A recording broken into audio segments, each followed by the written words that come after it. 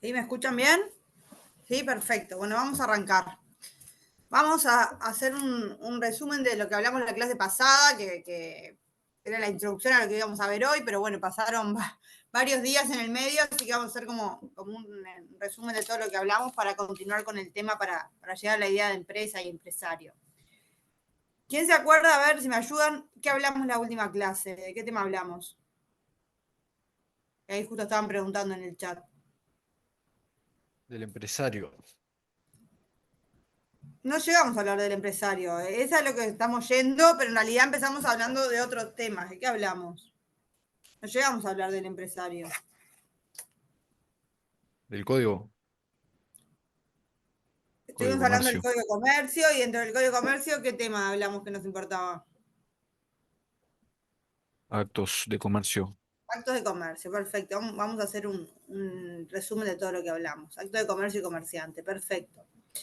¿Se acuerdan que empezamos, nada, de modo así de ver la evolución, empezando a hablar de la época de la Edad Media? Así que estaba terminando la Edad Media, hablamos que los sujetos empezaron a juntarse en ciudades organizadas en torno a las actividades que realizaban. ¿Se acuerdan que dijimos eso? Que los artesanos se juntaban con los artesanos, los banqueros con los banqueros, no sé, los cocineros con los cocineros, cada uno se juntaba de acuerdo a la actividad que realizaba. Pero ¿qué pasaba con esto? ¿Qué tema había en esta época? ¿Qué problema surgió? Que que no los, dejaban entrar a cualquiera de las corporaciones. Que se empezaron a juntar en torno a la actividad que desarrollaban y ellos mismos, cada agrupación empezó a decidir qué norma le aplicaba. ¿Sí, Santiago? no, eso de que los grupos están más interesados en defender sus intereses, en intentar, no sé, controlar su mercado y bueno, que era situaciones de injusticia para los que querían ingresar después. Perfecto, lo que dice Santiago. Se formó lo que eran las corporaciones según cada actividad y ellas mismas determinaban qué normas le aplicaban, qué jueces eran los que aplicaban esas normas.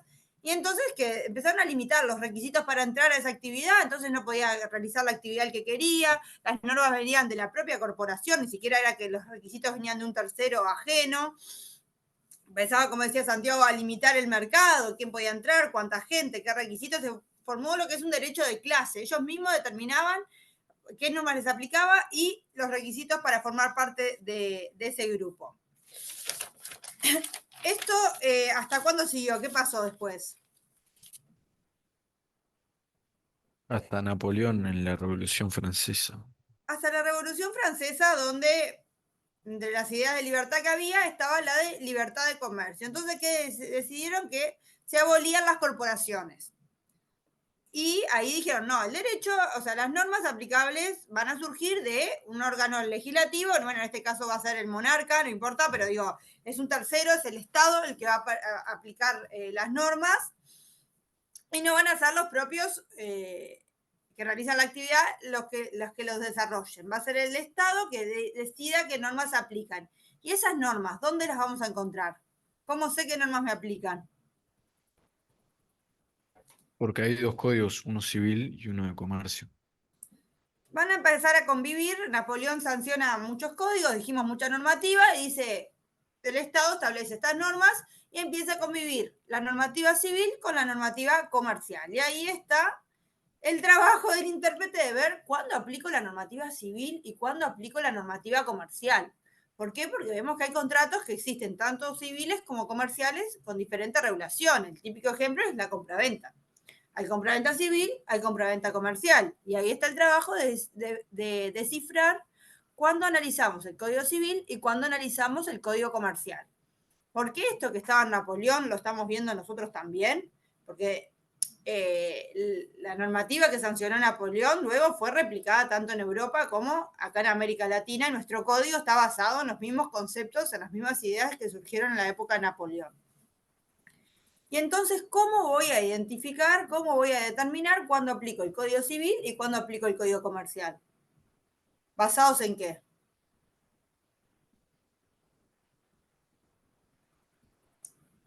Cuando quiero hacer ese trabajo, ¿en qué me voy a basar para determinar si es civil o comercial el acto? ¿Cómo lo resolvió en la época de En el Napoleón? artículo 7 no es.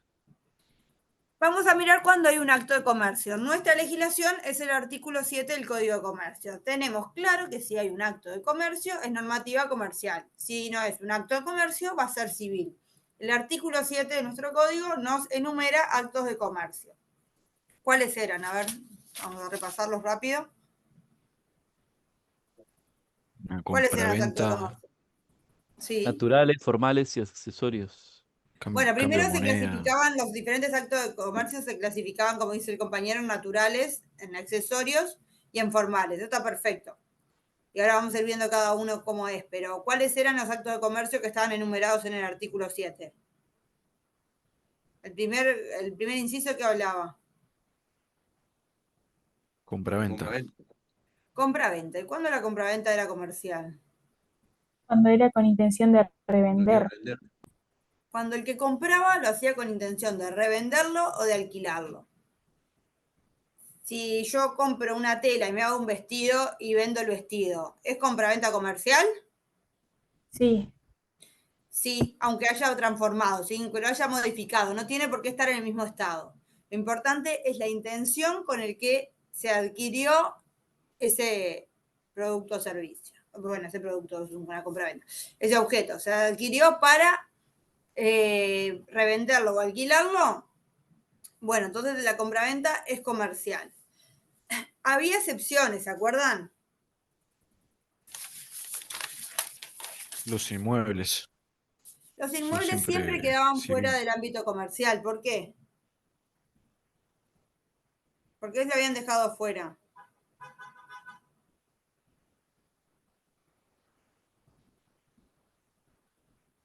¿Alguna se acuerda por qué mencionamos que dejaban por fuera los inmuebles? ¿O qué otro caso quedaba fuera también? los Los productos bienes agropecuarios. Perfecto. ¿Qué pasaba con esos dos objetos? Esos dos eran, en ese momento era lo más valioso. O sea, hoy en día pueden haber autos con mayor valor, pueden haber acciones de sociedades con mayor valor, pero en ese momento lo que era inmueble y productos agro eran los bienes con mayor valor económico. Y por lo tanto, el legislador lo quiso dejar fuera de la celeridad del comercio, ¿sí? Dijo, estos temas vamos a tratarlos en el ámbito civil con mayor trascendencia que requiera, en el caso de los inmuebles hasta piden una intervención notarial, y vamos a dejarlo fuera de la celeridad y la flexibilidad del ámbito comercial. Esa es la primera diferencia, las primeras excepciones. Si bien la regla era que siempre que es con intención, se adquiera con intención de reventa o de alquiler, era comercial, había la primera excepción, que era cuando se trataba de inmuebles y productos agro que iban por el lado de civil. Pero también habían otras excepciones. ¿Qué otra excepción había? Lo naval, ¿no? Los botes. Lo naval, por ejemplo, perfecto, lo naval. Habíamos dicho que, por ejemplo, la compraventa de acciones, la compraventa de buques, la compraventa de moneda, había determinados casos que después cuando seguíamos mirando el artículo 7 nos decía que siempre era comercial, o sea que ahí tampoco voy a mirar cuál es el destino para el que se lo adquiere, ¿sí? Cuál es la finalidad para que lo adquiere el comprador, sino que siempre va a ser comercial. Entonces hay casos donde siempre es civil la compraventa, hay casos donde siempre es comercial la compra-venta y residual cuando no queda incluido en ninguna de las excepciones, vamos a mirar con qué finalidad se adquiere esa cosa que se adquirió, ese bien. Les pregunto, ¿por qué los buques quedaban siempre comercial? Era la principal actividad de comercio mediante buques. Perfecto, todo el desarrollo de la actividad comercial en esa época era a través de lo marítimo. Entonces, todo lo que era marítimo, el legislador lo estableció en el ámbito comercial. Ese era el primer acto de comercio que vimos, ¿sí? La compraventa con intención de reventa o alquiler. ¿Cuál otro acto de comercio Claro, profe, mencionamos? los buques entonces son comerciales, entonces, Siempre tanto comercial. La compraventa, un buque hoy en día, así compres un buque por placer o para, no sé, para usar, no sé, por temas de disfrute, hoy en día es comercial. ¿Por qué? Porque quedó así de un resabio de otra época donde obviamente no existía el transporte aéreo, el transporte terrestre era por carretas, entonces obviamente todo el desarrollo comercial era marítimo. Y hoy en día sucede eso, que todo lo que tenga que ver con lo marítimo quedó en el ámbito comercial. ¿Sí? ¿Se entiende? La sociedad anónima. Bueno, las sociedades anónimas. ¿Me estás diciendo otro acto de comercio? Sí, otro acto comercio. Sí. Que Sí, son ¿te acuerdan que siempre, decía las sociedades anónimas y nada, se entiende con una sea cual fuera el interpretación que objeto. hoy en día refiere a todas las sociedades comerciales, ¿sí? ¿Y qué es lo comercial de las sociedades anónimas? La actividad, o sea, una sociedad comercial que, por ejemplo, su único es tenedora inmueble, lo único que hace es ser tenedora inmueble. ¿Qué es lo que es comercial? ¿Su actividad es comercial? Sí, porque es sociedad anónima. Y cuando, a ver, Yamila, que dice el acto, ¿a qué refiere con el acto?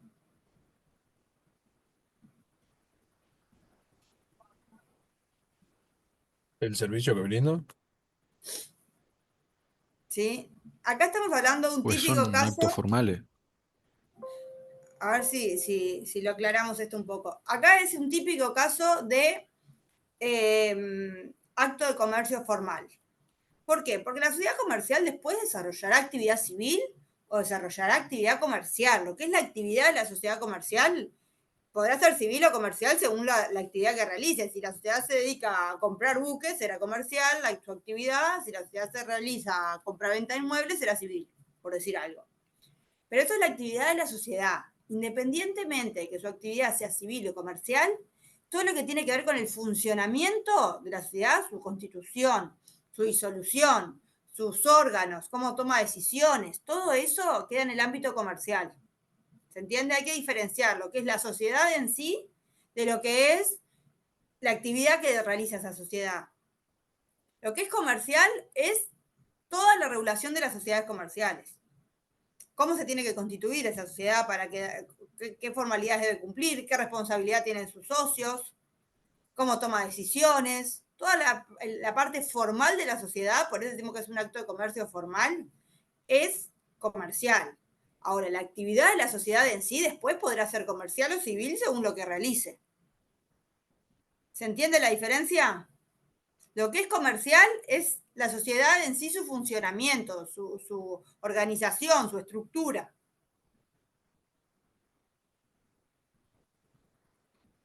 ¿Queda más claro esto? O sea, no porque la sociedad realiza actividad civil, esa actividad pasa a ser comercial. No, la actividad de la sociedad será civil o comercial según lo que haga.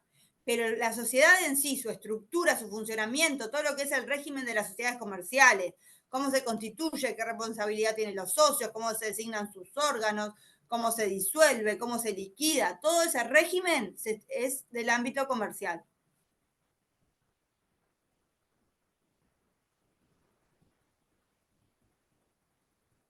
Independientemente de si su actividad sea civil o comercial. ¿Sí quedó claro esto? Por eso decimos que es un acto de comercio, típico acto de comercio formal.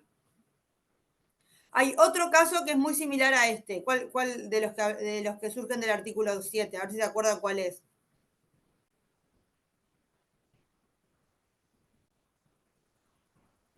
Que también es un acto de comercio formal.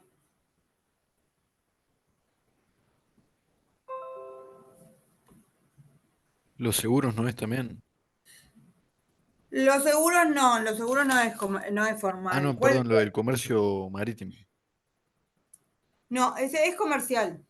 Bueno, te digo, puede ser que todo el comercio marítimo sea, pero a ver, Tainara, perdón. Todos los títulos, ¿no era? Exacto, el caso de los títulos valores, ¿sí? Que me dicen los títulos, los negocios con letra de cambio, papel endosable, que bueno, al hablar de papel endosable, queda incluido todos los títulos valores. Pasa exactamente lo mismo. Yo el título valor, el cheque, la letra de cambio, la puedo utilizar para pagar la compraventa de una casa, que es un acto civil. Pero sin embargo, la regulación de ese título valor es un acto de comercio formal. O sea, si mañana ese cheque no tiene fondos, cómo lo ejecuto, cómo se tiene que librar, qué requisitos tiene que cumplir, si se endosa, todo lo que tiene que ver con la regulación del título valor es comercial. independientemente que después se utilice para un acto civil, un acto comercial, la regulación de ese título, sus requisitos, su ejecución, sus formalidades, qué pasa si no tiene fondos, cómo lo ejecuto, todo eso es comercial. ¿Sí? ¿Queda claro esas dos situaciones? ¿Cuáles son los actos de comercio formales? Son casos donde, si bien la regulación de la sociedad comercial, la regulación del título valor es comercial, después puede ser para actividad civil o comercial, independientemente para qué se utilice. ¿Sí? Yo puedo pagar con cheque unos servicios de un profesional. La actividad en sí, la actividad de un profesional independiente es civil. Sin embargo, el título valor, si mañana le voy a cobrar ese cheque, no tiene fondos, si tengo que ir al banco, que me ponga la constancia de falta de fondos, etcétera, etcétera, es un tema, pasa a ser tema comercial el cobro de ese cheque. ¿Sí? Independientemente para qué se utilizó. Bueno, ¿qué otro acto de comercio tenemos? Ya dijimos la compraventa con intención de alquiler o reventa, títulos valores, sociedades comerciales. Voy a revisar si en el artículo 7, a ver cuál otro había.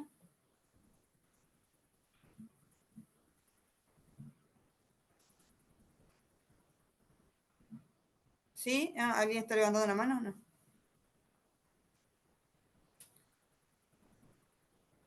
El transporte, sí. Era el transporte, cualquier transporte. Si yo transporto a mi vecino, le digo, mirá, me estoy justo yendo a, no sé, a Durazno. ¿Querés que te lleve y te cobro 200 pesos? Lo llevo. ¿Es un acto de comercio? El transporte se refería al movimiento de bienes. No, Una persona, sí, pero ¿no? se entiende que también de personas hoy en día, bienes y Ah, personas, ok, pero ok. aunque sea de personas, otro te llevo algo, no importa, te llevo algo y te cobro. No, porque tiene que dedicarse a eso, ¿no? Tiene que ser ¿qué palabra utilizaba el artículo? Las que de transporte.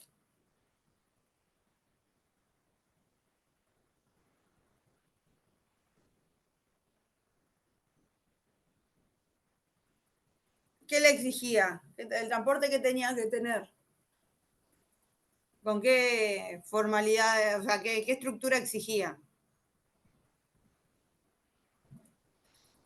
¿Se acuerdan que ese inciso hablaba de empresas de fábrica, comisiones, depósitos y transporte? Exigía que fuera una actividad empresarial, ¿sí? Y que hablamos, ya nos estamos acercando un poco a lo que nosotros queremos llegar hoy. Cuando hablamos de empresa, ¿a qué hacíamos referencia? Porque era una empresa de transporte. ¿Qué tenía qué estructura me exigía?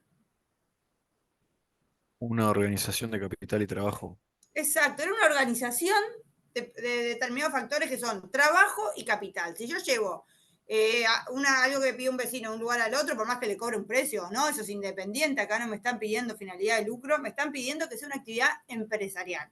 Entonces tiene que haber trabajo, tiene que haber dependiente, tiene que haber un aporte de capital destinado a eso, lo cual, si yo llevo algo, no hay. Es un favor o una cosa por un precio. Acá me piden empresa de transporte. Tiene que haber una organización, tiene que haber empleados, tiene que determinarse cómo se van a invertir esos recursos económicos y humanos, ¿sí?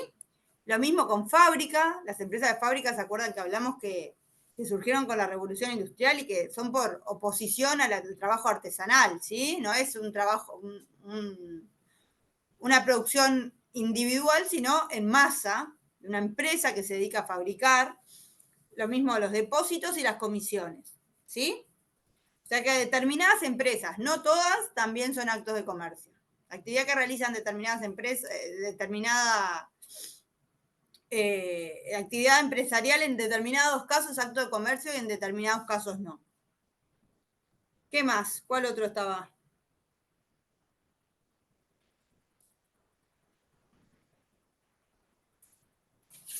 A ver, por ejemplo, el inciso 2 no hemos nombrado. Pueden mirar en el artículo. ¿Qué dice el inciso 2? Del artículo 7 del Código de Comercio. Cambio de moneda. Decía así, Tainara. El trabajo que hace el empleador, pero no era que no era al final, como que estaba mal. Ahora llegamos a eso, perfecto. Primero vamos a hablar lo que dijo el compañero de la moneda. ¿Se acuerdan que hablaba que las operaciones de cambio, banco, corretaje o remate? Había Operaciones de cambio de banco, dijimos que eran actividades hoy en día reguladas por el Banco Central, ¿sí? Que había un interés de la sociedad, sobre todo en las operaciones de banco. Por eso tenía una regulación estatal. También hablamos del corretaje. ¿Qué era el corretaje? ¿Quién se acuerda?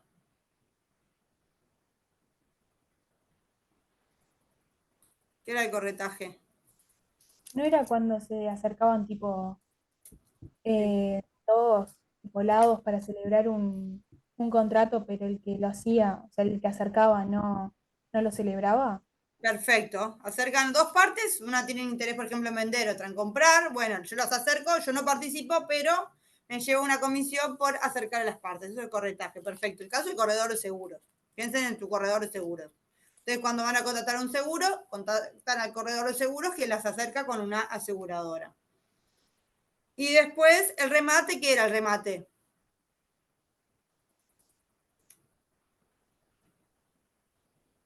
Una subasta. Perdón.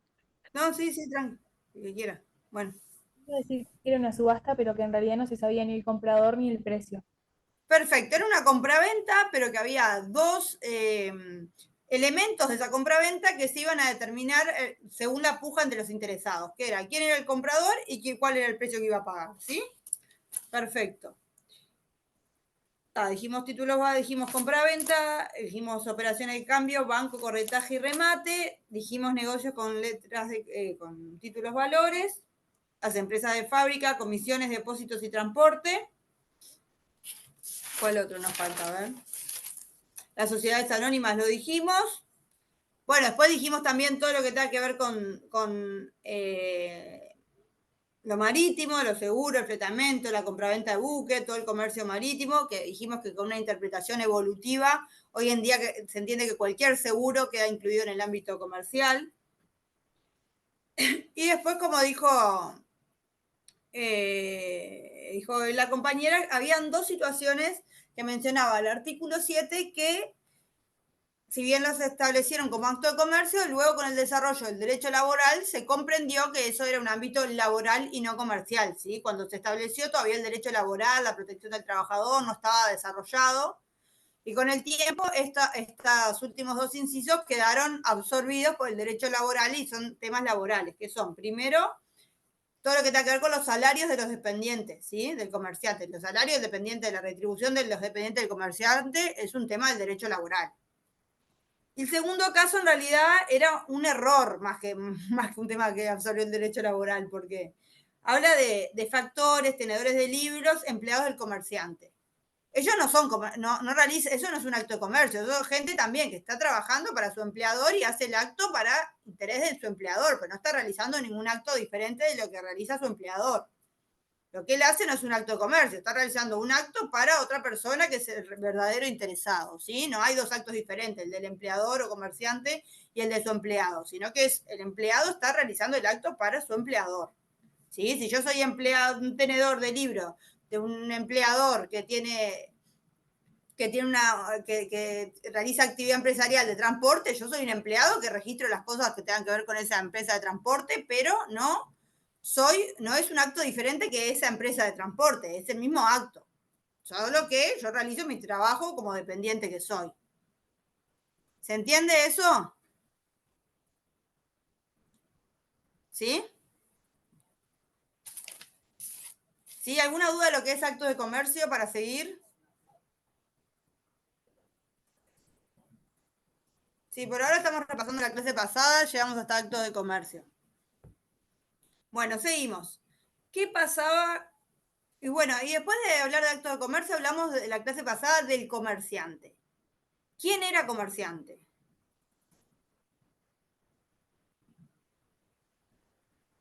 ¿Qué Tenía que requería para cumplir ser tres cosas, comerciante? puede ser.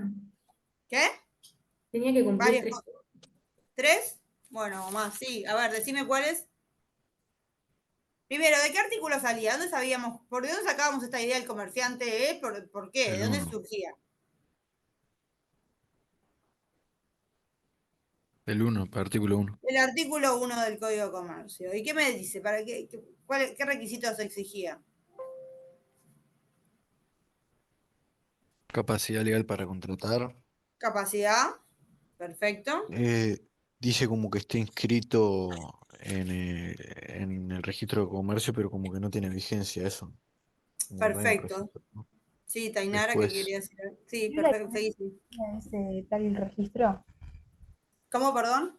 ¿No era que no existía ese tal registro? Exacto, el compañero lo dijo, que me pide ese requisito, ahora los repasamos. Igual díganme todos y ahora vemos uno por uno. Pero está perfecto lo que dice. Capacidad, dijo el compañero, inscripción en la matrícula. El Habitualidad registro, y ¿qué más? profesionalidad. Habitualidad y profesionalidad. ¿Y qué más? Llevar libros. Esas son las obligaciones. Ahora después llegamos a eso. Primero queremos saber quién es el comerciante. Yo no soy comerciante por llevar los libros, sino que llevo los libros por ser comerciante en todo caso. Pero necesitamos ver quién es el comerciante. O sea, tiene que tener capacidad de inscribirse en la matrícula, que ahora vamos a ver de eso. Profesionalidad y habitualidad, pero profesionalidad y habitualidad ¿de qué? ¿Sí, Nicolás? que ¿Qué tiene tiene que que hacer ser con por cuenta propia. Por cuenta propia, exacto, pero tiene que hacer por cuenta propia con profesionalidad y habitualidad. Pero ¿qué es lo que tiene que hacer por cuenta propia y con profesionalidad y habitualidad? ¿Sí, Tainara? Acto de comercio naturales. Comercio, Actos de comercio naturales, perfecto. Ahí llegamos a todos los requisitos. Primero, la capacidad para contratar, que ya lo hablamos la clase pasada, que sea mayor de 18 años, etc. Todo lo que sabemos, igual que en el derecho civil. Después, inscripción en la matrícula. Acá había que ser... cuestionarnos a ver qué hacíamos, porque después surgió la ley de registros públicos y no me creó un registro donde inscribir al comerciante. Entonces acá surgió el tema, ¿qué hacemos con este requisito? Porque entonces nunca va a haber un comerciante. Me pide el Código de Comercio la inscripción en la matrícula comerciante. Después no hay dónde inscribirse. ¿Se derogó esa exigencia? ¿Qué pasó? Bueno, habíamos dicho que la doctrina hoy en día es conteste que este no es un requisito, sino que, bueno, es un medio de prueba más de que soy comerciante, pero si cumplo los otros, soy comerciante igual, ¿sí? Que la ley dice, presume comerciante al que, y entre los requisitos está inscribirse, pero si no me inscribí, no dejo de ser comerciante siempre y cuando cumpla los otros requisitos. ¿Por qué? Porque no hay dónde inscribirse. Por más que el comerciante quiera, no hay dónde inscribirse hoy en día. Y después tiene que ejercer actos de comercio. Como bien dijo el compañero, son los actos de comercio naturales. ¿Qué significaban los naturales?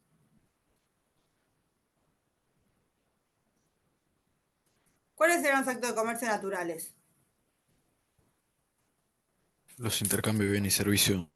Exacto, lo que tenían que ver con el intercambio de bienes y servicios en el mercado. ¿Por qué? Porque yo capaz que constantemente endoso títulos valores, constantemente compro acciones de una sociedad comercial y no por eso voy a pasar a ser comerciante porque mi actividad es totalmente civil, soy, no sé, en mi caso abogada. Entonces, hay determinados actos que por más que los realice con frecuencia, si yo todos los meses pago mis impuestos, pago una factura con un cheque, no por eso paso a ser comerciante. Entonces, los actos de comercio que me vuelven comerciante son los formales, siempre que realice por mi cuenta, por cuenta propia y con profesionalidad y habitualidad, los actos de comercio naturales, ¿sí? Naturales. ¿Qué quería decir que los ejerza por cuenta propia?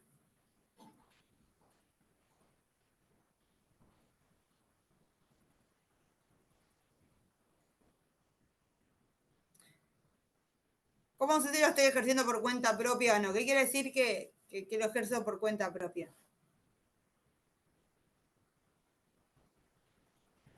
Que todas Podría las ser, pérdidas y ganancias recaigan sobre el patrimonio del comerciante y sobre él mismo y sobre su persona. Exacto, exacto. Quiere decir que las consecuencias patrimoniales recaigan, no soy un empleado, dice ahí, está perfecto. O sea, las consecuencias patrimoniales y los riesgos recaen en mi patrimonio. Si el acto de lo que hablamos hoy lo está haciendo un dependiente mío, pero en realidad está haciendo el acto como dependiente, ¿sí? Por cuenta mía, con mis riesgos, con mis consecuencias en mi patrimonio, y lo está haciendo porque es una orden de un empleador a un empleado, pero no porque tenga un interés real.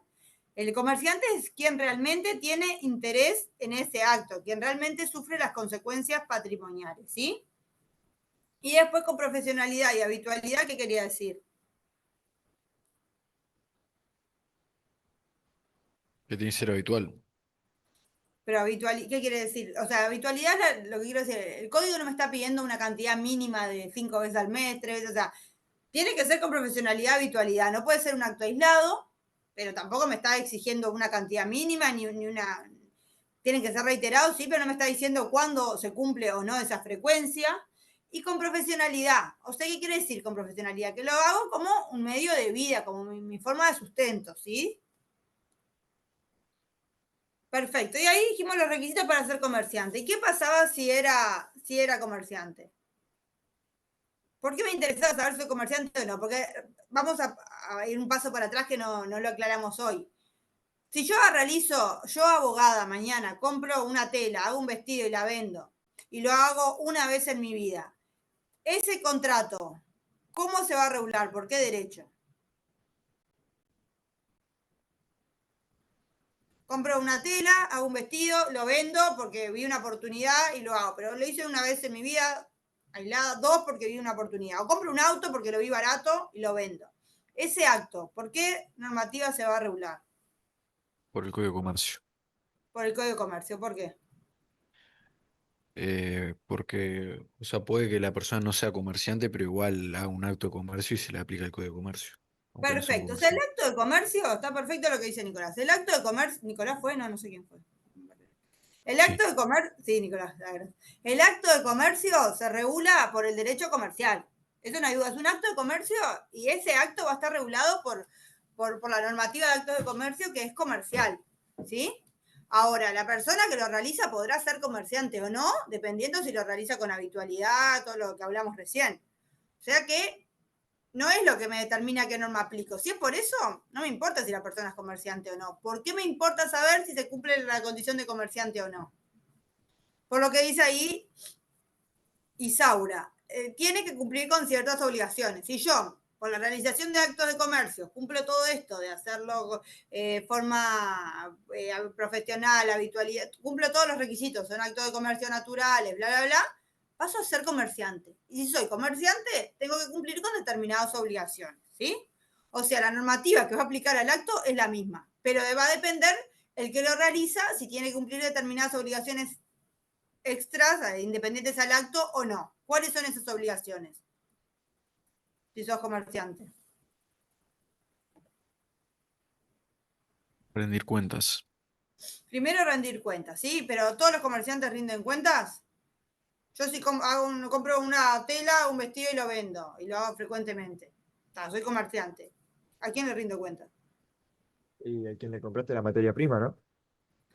No, yo le pago el precio. ¿Qué le voy a rendir cuenta de cuánto lo vendí? No sé qué cosa. Digo, ¿qué comerciante? Pasa que No en todos los realidad son comerciantes cargas, me tienen. parece. ¿Eh? Pues son cargas.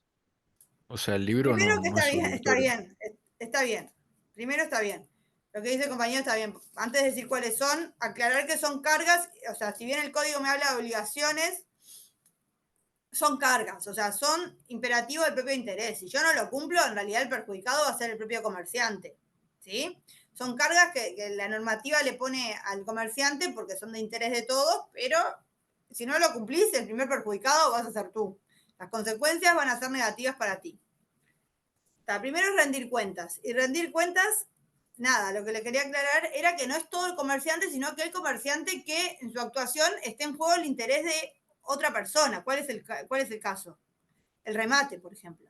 ¿Sí? El rematador realiza el remate y después tiene que rendir cuentas. ¿A quién le tendrá que rendir cuentas?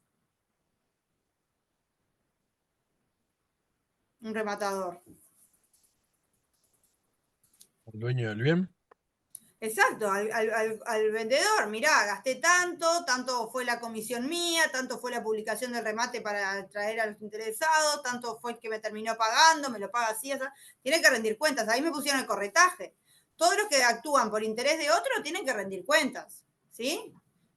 En esos casos tienen que rendir cuentas y esa rendición de cuentas, la norma me decía que tenía que ser documentada y que además iba a ser diferente si es un acto aislado, o sea, te hago un día un remate y te rindo cuentas cuando termina ese acto, o cuando constantemente actúo por tu interés, por ejemplo, el corretaje. Constantemente te estoy buscando a alguien que te compre cosas, bueno, puede anualmente, al cierre del ejercicio, rendirte cuentas una vez al año, ¿sí? Al cierre del ejercicio, me decía.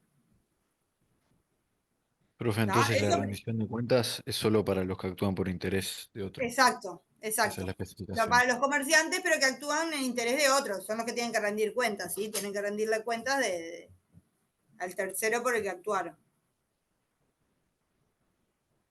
Pero al Estado no tenés que pagarle un impuesto o algo. Ah, bueno, pero eso no es rendirle cuentas, eso es pagar tus impuestos, como hacemos todos hasta los civiles, seas comerciante o no. La Esa sería tu declaración obligación, jurada, esa sí sí, es una sí. obligación que tenemos todos, no es particular de los comerciantes. Pero la declaración jurada y eso. Sí, tendrás que pagar impuestos, pero eso no es particular de ser comerciante. Yo como profesional hago mi declaración jurada y pago mis impuestos. Digo, no es una particularidad del comerciante en sí. ¿Se entiende? Sí, sí, sí. ¿Cuál otra carga o obligación, había dicho el código, tiene el comerciante?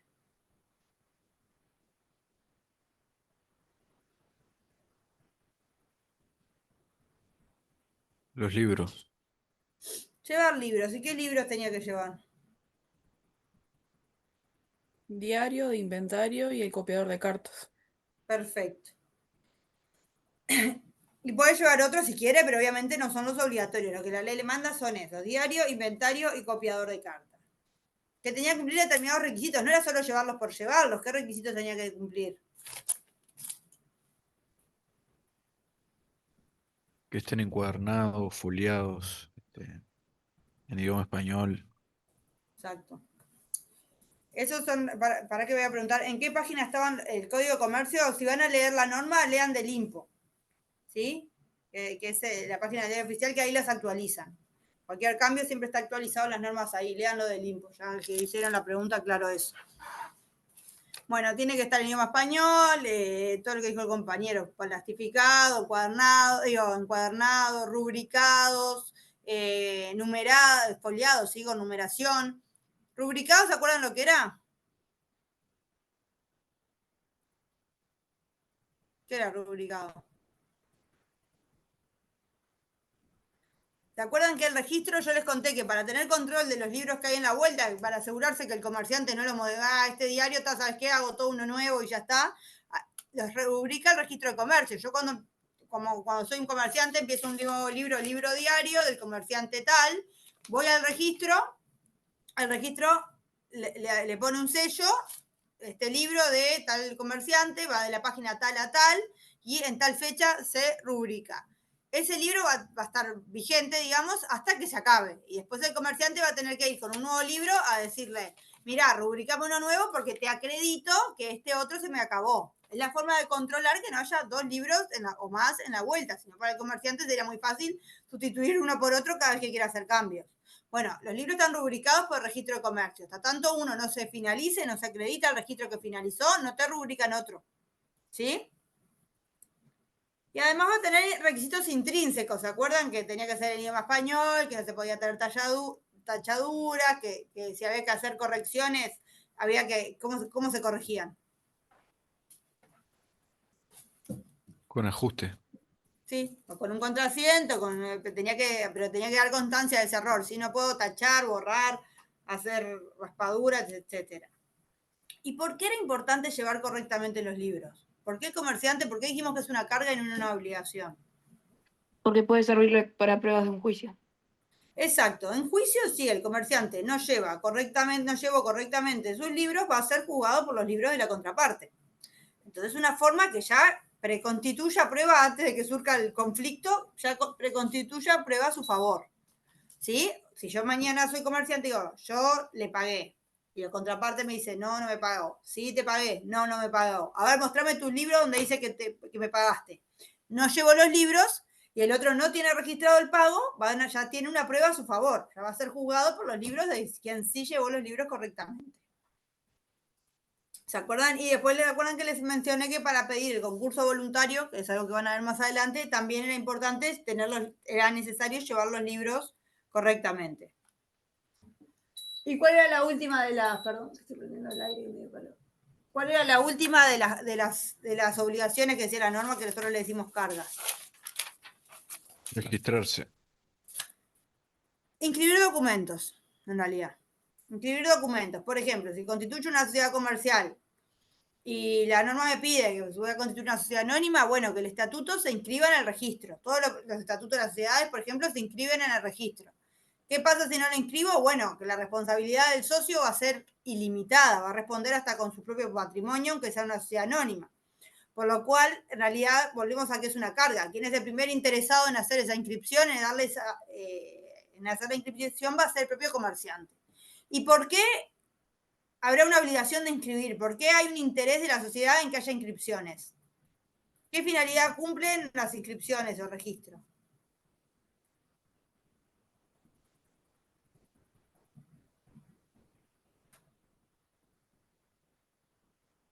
¿Para qué existe un registro? Yo le conté que había una ley de registros públicos y hay determinadas cosas que tenemos que inscribir. ¿Qué finalidad puede tener un registro público y tener que hacer una inscripción? Además de que en este caso puntual me digan, no tiene responsabilidad limitada, bla, bla, bla, te le pone consecuencias negativas, pero ¿por qué? Para fomentar que haya una inscripción. ¿Y por qué hay un fomento de las inscripciones? ¿Para qué sirve un registro público? ¿Qué les parece?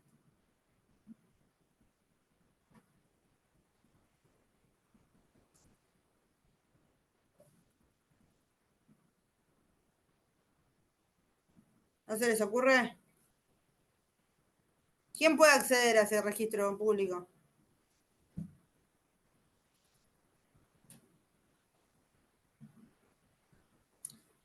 realidad, las inscripciones lo que hacen es darle publicidad. ¿Sí? Es información que cualquier persona puede consultar y acceder. ¿Sí? Si yo quiero saber si esta sociedad anónima está regularmente constituida, quiénes son sus fundadores o, bueno, determinada información, es información que puedo sacar del registro público. Por algo hay determinadas inscripciones que se fomentan o a veces me obligan a realizarlas. ¿Por qué? Porque es una forma de darle publicidad, tanto en beneficio del Estado como el resto de la población. Es información que cualquiera puede consultar si está en un registro público. Por eso hay una obligación y a la vez decimos que es una carga, pues las consecuencias que ponen por la falta de publicidad al comerciante son incluso negativas para el propio comerciante, ¿sí? Y yo creo que hasta ahí llegamos la clase pasada nosotros, ¿no? Terminamos ahí, ¿no? No llegamos a hablar de los auxiliares de comercio. Entonces les voy a hacer una referencia sencilla al tema de auxiliares de comercio. El artículo 88 y siguiente del Código de Comercio me habla de un capítulo que se llama auxiliares de comercio. Sin embargo, cuando empezamos a mirar la normativa, vemos que no son auxiliares de comercio, son comerciantes o empleados del comerciante. ¿Sí? Hay un error del legislador al clasificarlos. Son casos de comerciantes o de empleados del comerciante. Llamarlos auxiliares del comercio es una categoría que queda vacía, porque no hay nadie que no sea un comerciante o un empleado cuando los regula. ¿Y cuáles son estos casos? Son comerciantes a los que, además de estas cargas, obligaciones que venimos hablando, pone otros requisitos, incluso a veces derechos o unas condiciones especiales para estos sujetos. Es el artículo 88 y siguiente, es largo y lo vamos a hablar por arriba, pero quiero que entiendan lo que se habla. Por ejemplo, me dice del rematador. ¿El rematador qué es? ¿Qué es el rematador? Acá le llaman auxiliar de comercio, pero ¿qué es un rematador? Empleado. ¿Eh? Perdón, no entendí. El rematador es un comerciante. Si el remate es un acto de comercio y el rematador realiza con frecuencia y profesionalidad y bla, bla, bla, remates, es un comerciante. No hay por qué clasificarlo como auxiliar del comerciante, del comercio, es un comerciante más. Lo único que además de esos requisitos que mencionamos para todas esas obligaciones que mencionamos para todos los comerciantes, la norma le pone otras extras. Por ejemplo, le exige que si va a vender a crédito cuente con autorización del vendedor antes. Le exige que no actúe en caso de que haya un conflicto de interés. Por ejemplo, no sé, si el que va a comprar es su hermano, no puede actuar. Le exige que no puede, que vaya siempre personalmente a realizar los remates. No puede decir, bueno, hoy mando a mi empleado. No, en el remate tiene que estar el rematador personalmente. Hay determinados requisitos que ponen también a a los corredores, a determinados sujetos que son comerciantes, le ponen determinadas exigencias extras. Por ejemplo, al corredor, que se acuerdan quién es, que es el que acercaba a las partes. Bueno, que no puede actuar en conflicto de interés, que no puede actuar, que tiene que actuar con independencia, o sea, no puede tener más interés ni por el comprador ni por el vendedor, ni por el asegurado ni por la aseguradora, por ejemplo, si fuera un corredor de seguros. ¿Sí? Que dice que si se celebra por escrito el contrato, él tiene que estar en el momento que se celebre entre las partes, por más que él no participa. Entonces pone determinadas exigencias extras, además de las que tienen todos los comerciantes, a determinados comerciantes puntuales. Eso está en el artículo 88 y siguiente. Me habla de auxiliares de comercio, pero son comerciantes a las que le ponen determinadas situaciones de exigencias, derechos y obligaciones extras a los que tiene todo el comerciante. ¿Queda claro? Profe, ¿puedo explicar esa última vuelta? Sí. Eso Que el último que dijo. artículo 88 y siguiente me habla de auxiliares de comercio. Pero cuando vamos a ver la normativa, en realidad son comerciantes. Salvo otro caso que ahora vamos a hablar, una excepción, la mayoría de los casos son comerciantes. A los cuales, además de los requisitos, de las obligaciones que pone a todos los comerciantes, la obligación de llevar libros, la obligación de rendir cuentas, la obligación de inscribir documentos, lo que le ponen son otros derechos y obligaciones extras. Por ejemplo, en el caso del rematador, me dice que tiene que ir personalmente el día que se haga el remate, pone una obligación extra. En el caso del corredor, del corretaje, le pone la exigencia que no puede actuar si hay conflicto de interés y que tiene que actuar con independencia, o sea, no puede tener preferencia por una de las partes. Pone determinados obligaciones extras a algunos comerciantes. Además de las obligaciones que tiene todo comerciante, hay algunos puntuales que el artículo 88 y siguiente le ponen algunas exigencias extras. ¿Se entiende? Ahora, si no lo repetimos lo que sea necesario.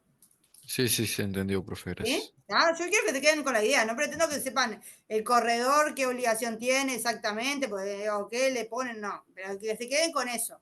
Que el artículo, esos artículos me hablan un capítulo de auxiliar de comercio y no son auxiliares de comercio, son comerciantes, pero con obligaciones, con más obligaciones que el resto de los comerciantes. Además de la que tienen todos los comerciantes, le ponen otras arriba.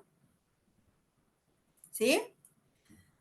Y en realidad hay una excepción que no es un comerciante que me habla del factor, de los factores. Y dice factores y dependientes del comerciante.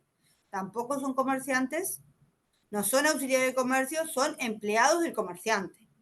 El factor, ¿quién es? Es la mano derecha del comerciante, es quien tiene la facultad de administrar el negocio del comerciante con los mayores poderes, ¿sí?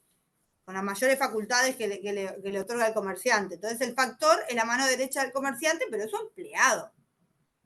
Y acá lo que me dice la norma, me pone una obligación al empleado del comerciante, que es que no puede por cuenta propia dedicarse a la misma actividad, desarrollar la misma actividad que su empleador. O sea, si él trabaja para un corredor, no puede ser aparte el corredor.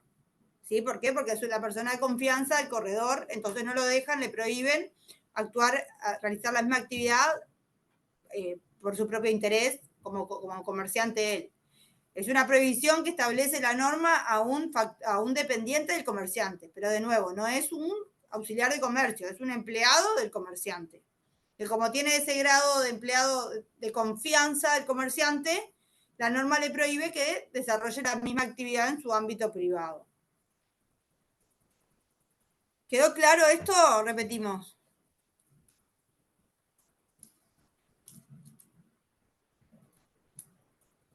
Queda claro que cuando la norma me habla del Código de Comercio, me habla de auxiliares de comercio, me habla, no son auxiliares, son o comerciantes o empleados del comerciante. En el caso del comerciante me pone unas obligaciones extras a las que tiene todo el comerciante, y en el caso de los empleados del comerciante me pone también determinadas previsiones o exigencias, como por ejemplo que el factor, que es la mano derecha del comerciante, pero su empleado no puede dedicarse aparte en su vida fuera del ámbito laboral a la misma actividad de la persona del comerciante para el que trabaja. Si el comerciante es un transportista no puede, es una empresa de transporte, no, si es el factor de la empresa de transporte, él no puede tener una empresa de transporte aparte. ¿Se entendió? ¿O pues los veo como muy callados? ¿O se mareó? Se entendió perfecto, sí, profe. ¿Sí? Está, perfecto. Entonces, cerramos ahora sí lo que es esta etapa de actos de comercio. ¿Y qué pasó? Y vamos a seguir con la evolución histórica. Tuvimos las corporaciones en la Edad Media, después vino la Revolución Francesa, se desarrolla el concepto de acto de comercio, y ese concepto de acto de comercio rige acá por hace, no sé, años, 200 años, no sé. Menos, en realidad, pero está, por decir algo. Y llegamos a esta etapa donde, ¿qué pasa? La idea de acto de comercio pasó a ser muy limitada. ¿Por qué? Porque es una numeración muy rígida, son estos actos de comercio y no otros. Quedan fuera situaciones que hoy en día son trascendentes, capaz que en el ámbito comercial, como puede ser la energía, las telecomunicaciones, el transporte aéreo tampoco estaba previsto. Entonces esa enumeración cerrada pasa a quedar, a estar muy limitada y no reflejar la verdadera actividad de intercambio de bienes y servicios en el mercado, ¿sí? Esa idea de acto de comercio no refleja la realidad actual y entonces empiezan a ver que más allá que sea un acto de comercio o no, el mercado plantea 1000 situaciones que no están reflejadas en el Código de Comercio y no quedan reguladas por el derecho comercial. Entonces ahí es que viene el concepto de empresa, que empieza a desarrollarse en la doctrina italiana, ¿sí? Viene la doctrina italiana en los años 1942, creo que fue, que empieza a utilizar la idea de empresa. Ya no me interesa si hay acto de comercio o no, como hablaban en la época de Napoleón, sino lo que me interesa es que haya una empresa. Y ahí viene la consulta, ¿qué es una empresa? Nuestro derecho, incluso la ley de concurso y reorganización empresarial, también me habla de la idea de empresa, pero ninguna norma me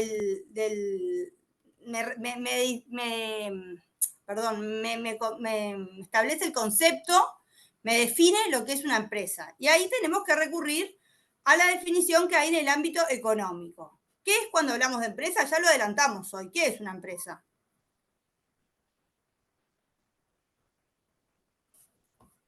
¿Qué es una empresa? Una organización de capital y trabajo. Exacto. En el ámbito de la economía me hablan que una empresa es una organización de capital y trabajo que tiene un fin. Que ese fin, ese destino, tiene que ver con el mercado, ¿sí? Con el producir bienes y servicios que van a estar destinados al mercado. Pero en realidad es una organización de bienes y servicios. O sea, ¿la empresa es una persona? No. ¿La empresa es un objeto? No. La empresa es una organización. ¿Qué es una organización? Es cómo organizo determinados recursos. ¿Y cuáles van a ser esos recursos? Capital, o sea, recursos económicos, y trabajo, recursos humanos. ¿Cómo los organizo? ¿Cómo se organizan? ¿Cómo convergen entre ellos para lograr el fin al que pretendemos que va a ser destinar bienes y servicios al mercado? Cuando hablamos de capital, ¿qué incluimos ahí? ¿Qué se les ocurre cuando hablamos de capital que se organiza? ¿Qué estará incluido ahí?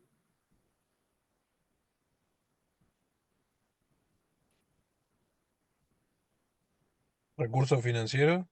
Sí, pero ¿qué puede ser? Todo lo que se le ocurran de capital, la materia prima, La la máquina. maquinaria, Plata. los bienes, sí, todo lo que haya, los bienes muebles, los bienes inmuebles, también está incluido el capital de giro, es todo cómo voy a organizar eso, ese capital que incluye todo eso, todos esos recursos económicos para lograr el fin que pretendo. Y en los recursos humanos hablamos de ¿qué? De trabajadores. ¿Qué es trabajar? ¿Qué es el trabajo?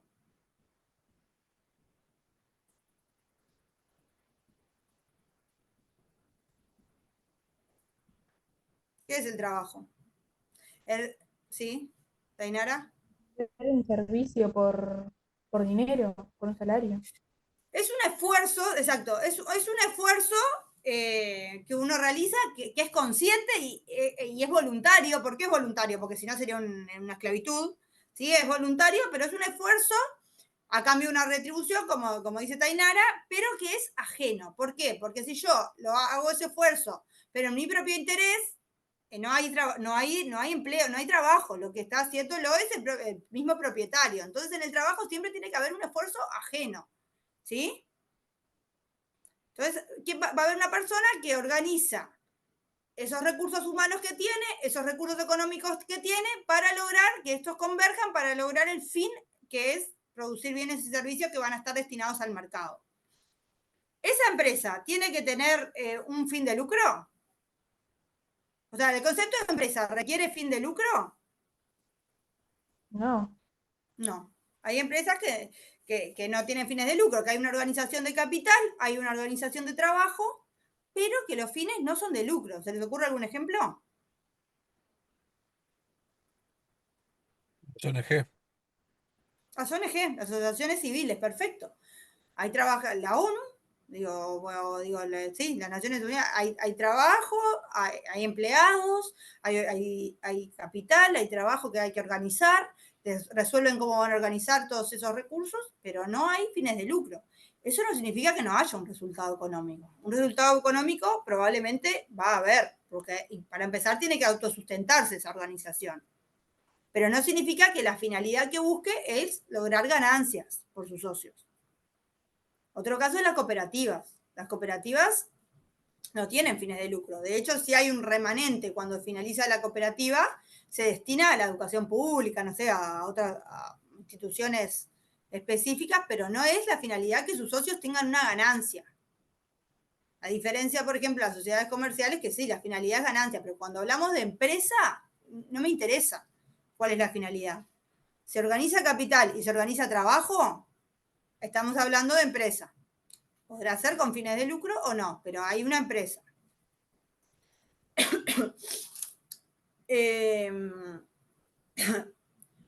Bueno, ¿cuándo surge el concepto de empresa y empieza a quedar obsoleto el de actos de comercio? Con la revolución industrial, ¿sí? Empiezan a haber una producción masiva, en serie, y cada vez empieza a ver que el acto de comercio concreto y pensado para un caso individual queda, no es suficiente para regular la realidad de hoy en día.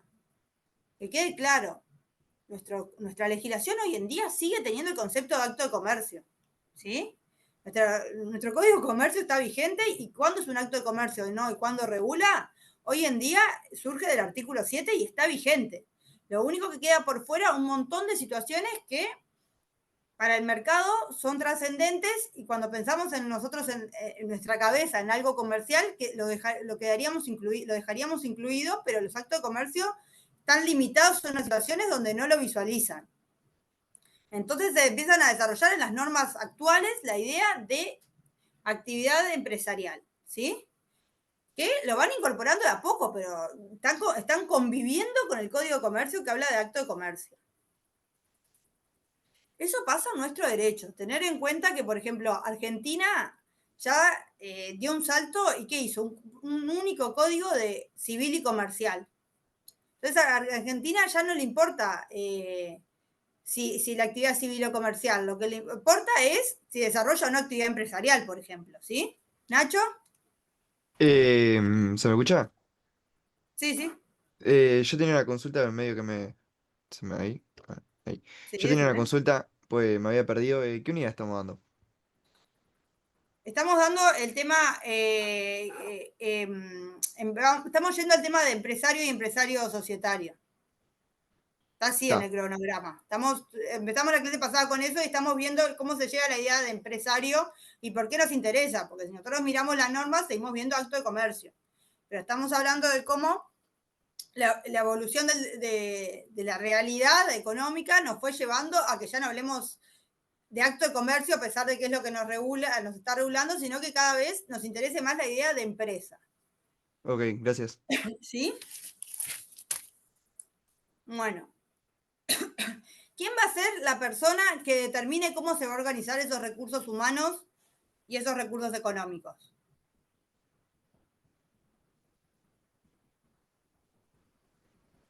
La dirección de la organización.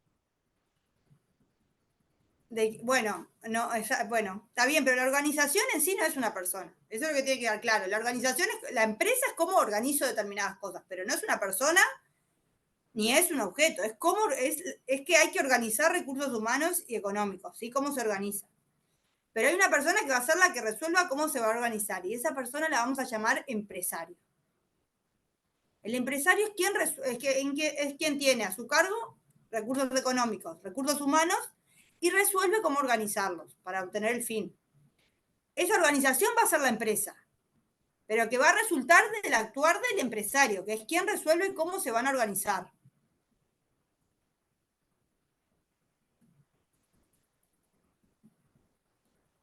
¿Sí?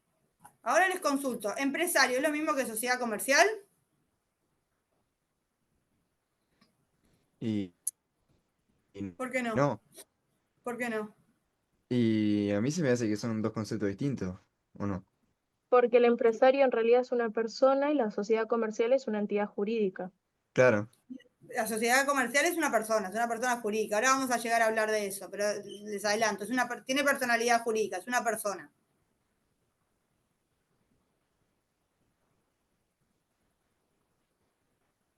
Lo que pasa es que el empresario puede ser persona jurídica o persona física y dentro de las personas jurídicas puede tener muchas estructuras.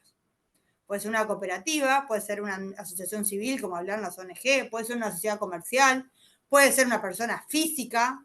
O sea, el empresario en sí puede ser una sociedad comercial perfectamente, pero no tiene por qué. No es que coincida la idea de empresario y sociedad comercial. No es correcto cuando decimos normalmente, no sé quién tiene una empresa y lo que tiene es una sociedad anónima. No. La sociedad anónima podrá tener actividad comercial o no. Si fuera una sociedad anónima actividad empresarial, si fuera una sociedad anónima que desarrolla actividad empresarial, que es una sociedad anónima, que su actividad significa organizar recursos humanos y recursos financieros, va a haber un empresario que es sociedad anónima. Pero si la sociedad anónima se dedica a ser tenedora de un inmueble y nada más, donde no hay recursos humanos, no va a haber una sociedad comercial que no es empresario. ¿Se entiende? Que la sociedad comercial, como una sociedad anónima, una SRL, ahora vamos a hablar, ¿puede ser un empresario? Sí, pero no tiene por qué. Puede haber sociedad comercial sin empresa y puede haber sociedad comercial con empresa. Y puede haber empresa que sea una persona física, el empresario, y puede ser empresa que sea una cooperativa, y puede ser empresa que sea otra forma jurídica cualquiera. ¿Se va entendiendo eso un poco para entender la idea de quién es el empresario? Que el empresario no necesariamente es una sociedad comercial, o puede ser Yo no incluso... entendí la diferencia, profe. ¿Entre qué? Entre Entre empresario y... Sí. Exacto. El empresario es quien va a resolver cómo se va a organizar, probablemente sea el titular de esos recursos humanos, o sea, sea quien contrata esos recursos humanos y sea quien cuenta con ese capital en su patrimonio, que tiene que organizar, ¿sí? ¿Vamos bien? O sea, la empresa es organización de capital y trabajo.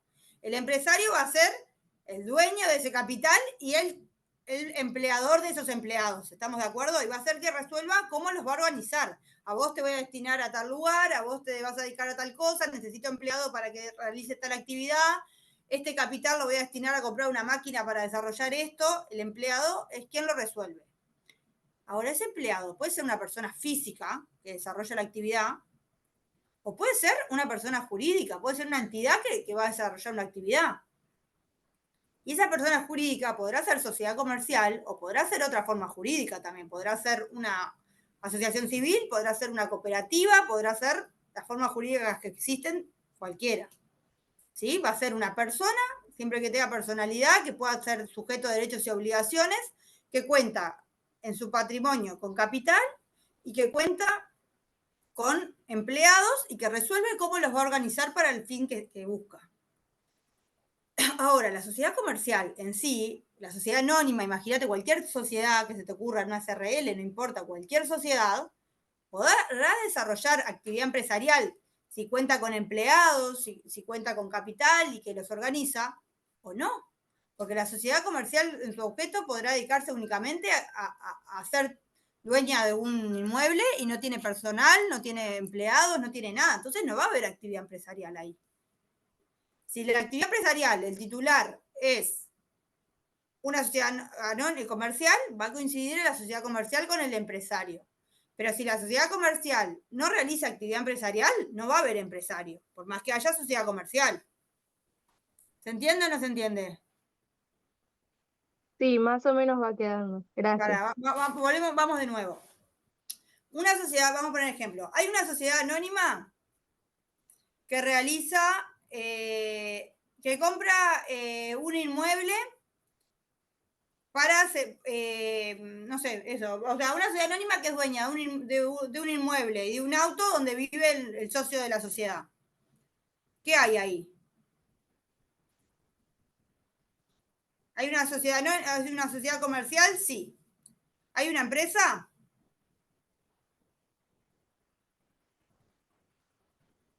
Una sociedad anónima que solamente lo único que tiene es un auto y un inmueble en su patrimonio. Y que los tiene y los usa no sé, el socio de la sociedad, se dedica, o sea, vive ahí con su familia y nada más. No hay empleados, no hay nada. ¿Hay empresa ahí? No. No hay empresa, pero hay sociedad comercial. Y esa sociedad comercial, ¿será empresario? No, porque no hay empresa. No, porque no tiene que organizar capital y recursos humanos, ¿sí? Solamente tiene 2 bienes en su patrimonio y nada. No toma decisiones para organizarlos, no hay empleados, no hay nada. Hay una sociedad comercial, pero no hay empresa. Ahora imaginemos otra sociedad comercial, una sociedad anónima que se dedica, o una SRL, no importa, que tiene en su patrimonio una flota de ómnibus, tiene choferes, que son empleados, hace transporte, viajes, etcétera. Esa sociedad anónima, o la que sea, sociedad comercial, ¿realiza actividad, hay una actividad empresarial en su objeto? Yo creo que sí. Sí, hay empleados y hay capital, están los ómnibus, está todo ese capital, que tiene que ver cómo organizarlos para hacer los traslados de personas, de bienes, de lo que sea. ¿Hay una actividad empresarial? Sí, hay una empresa, hay una organización de capital y trabajo. ¿Y quién va a decidir cómo se organiza ese capital y ese trabajo? La sociedad comercial, a través de los órganos que correspondan, pero ella es la titular, es la dueña de ese capital y es la que contrató a los empleados. Así que va a ser la que organice ese capital y ese trabajo. ¿Se entiende? O sea, hay una sociedad comercial que tiene un patrimonio, tiene un capital y tiene empleados. Bueno, va a ver cómo los tiene que organizar. Desde el momento que los pasa a organizar hay una actividad empresarial. ¿Y esa sociedad comercial es un empresario o no es un empresario? Es un empresario. Es un empresario porque porque se encarga de organizar capital y trabajo. Es un empresario. Entonces vimos que hay un caso de sociedad comercial donde no era empresario. Y hay un caso de sociedad comercial donde sí es empresario. O sea, ¿la sociedad comercial es lo mismo que decir empresario? No. Podrá coincidir o no, pero no sabemos. ¿Se entiende? Va a depender si organiza capital y trabajo o no. Y es lo mismo, o sea, yo le estoy poniendo el caso de una sociedad comercial porque uno suele decir, tengo una empresa porque tiene una sociedad comercial, pero no es diferente que el caso de una persona física. Si yo me dedico a la abogacía, ¿soy un empresario? Y lo realizo yo y no tengo empleados ni nada. ¿Soy empresario? No. No. Pero si yo mañana contrato 2 empleados y le digo, bueno, les doy plata y les digo, dedíquense a comprar autos y revenderlos. ¿Soy empresario? Y les digo, vos te dedicás a mirarlos, vos cerrás el contrato, vos invertís esto y lo otro. ¿Soy empresario o no? Sí. Sí, estoy organizando capital porque les doy un dinero y que trabajo porque tengo 2 empleados. Es exactamente lo mismo. Así como la persona física puede ser empleada o no, según organice capital y trabajo, la persona jurídica va a ser empresaria o no, según organice capital o trabajo. Lo que pasa es que yo les puse el ejemplo de la sociedad comercial porque es normal uno decir tengo una empresa y en realidad si no realiza actividad empresarial, si no hay combinación de capital y trabajo, no tiene una empresa. No hay un empresario ahí. Lo que hay es una sociedad comercial, que podrá realizar una actividad comercial igual que una persona física, igual que cualquier otra forma jurídica, ¿se entiende? ¿Quedó un poco más claro o no con los ejemplos? Sí, profe, gracias. ¿Sí? Entonces dijimos que no necesariamente sociedad comercial coincide con empresario. Dijimos que el empresario era el titular de la empresa, era quien resolvía cómo se hacía esa organización. Y después diferenciar, que tampoco yo puedo decir, voy a vender mi empresa. Yo sé que lo usamos diariamente, pero ¿está bien técnicamente decir voy a vender mi empresa?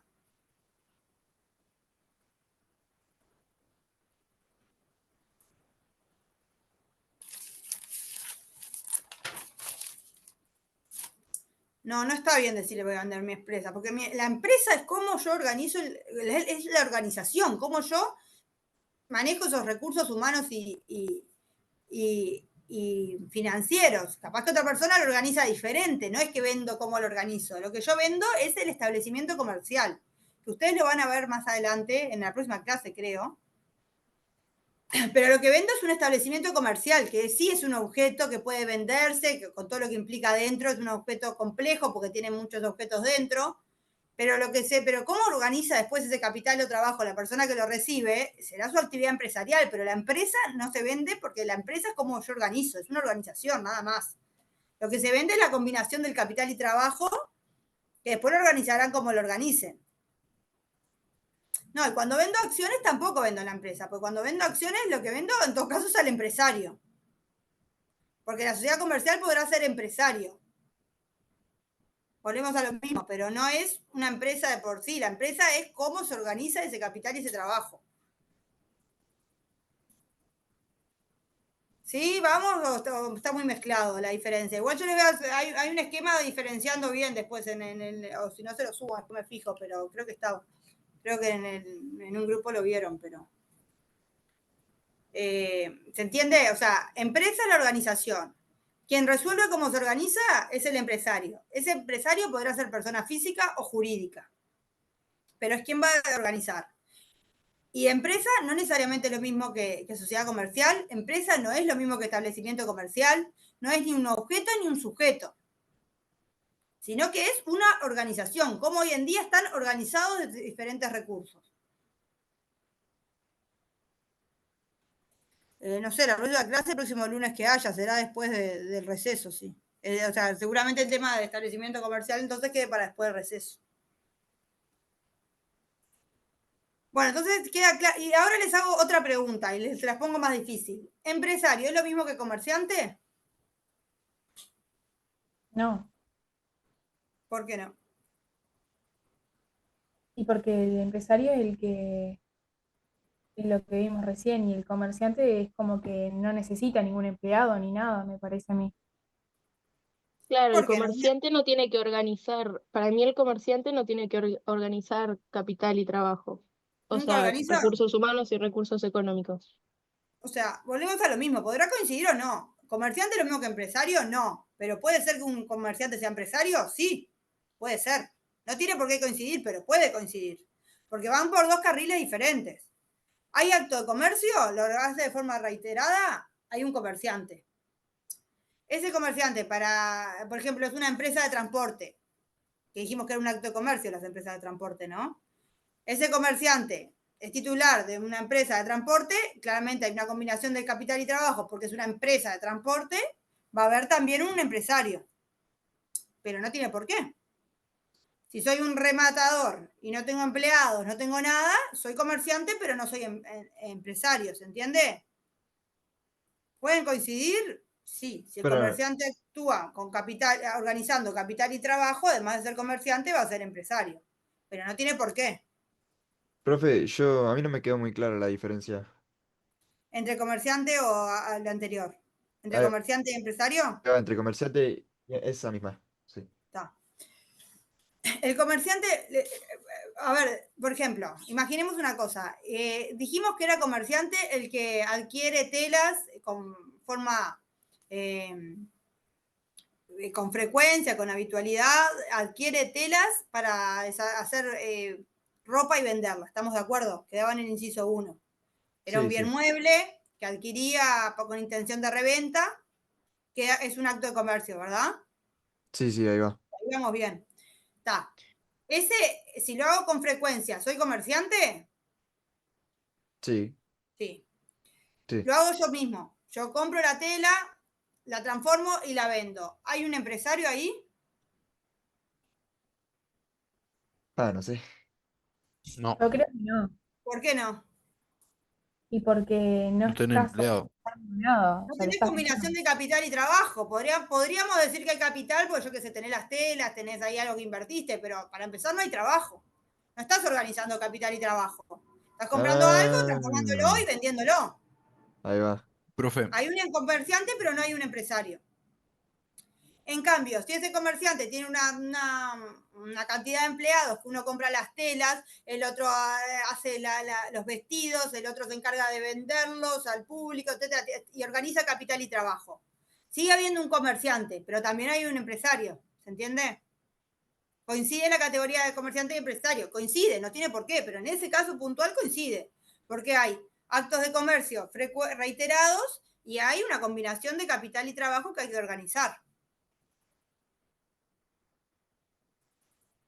¿Queda más claro con el ejemplo o no? Sí, sí, ahí quedó más claro. Sí, sí, ¿Sí? quedó impecable. Muchas gracias. ¿Nicolás? entonces el empresario siempre tiene que tener empleados, profe. Y bueno, sí, porque es la organización del capital y trabajo. Si lo hago para yo mismo, no estoy organizando. Estaré destinando mi capital a algo, pero no estoy organizando el capital y trabajo. O sea, volvemos a lo que les decía hoy.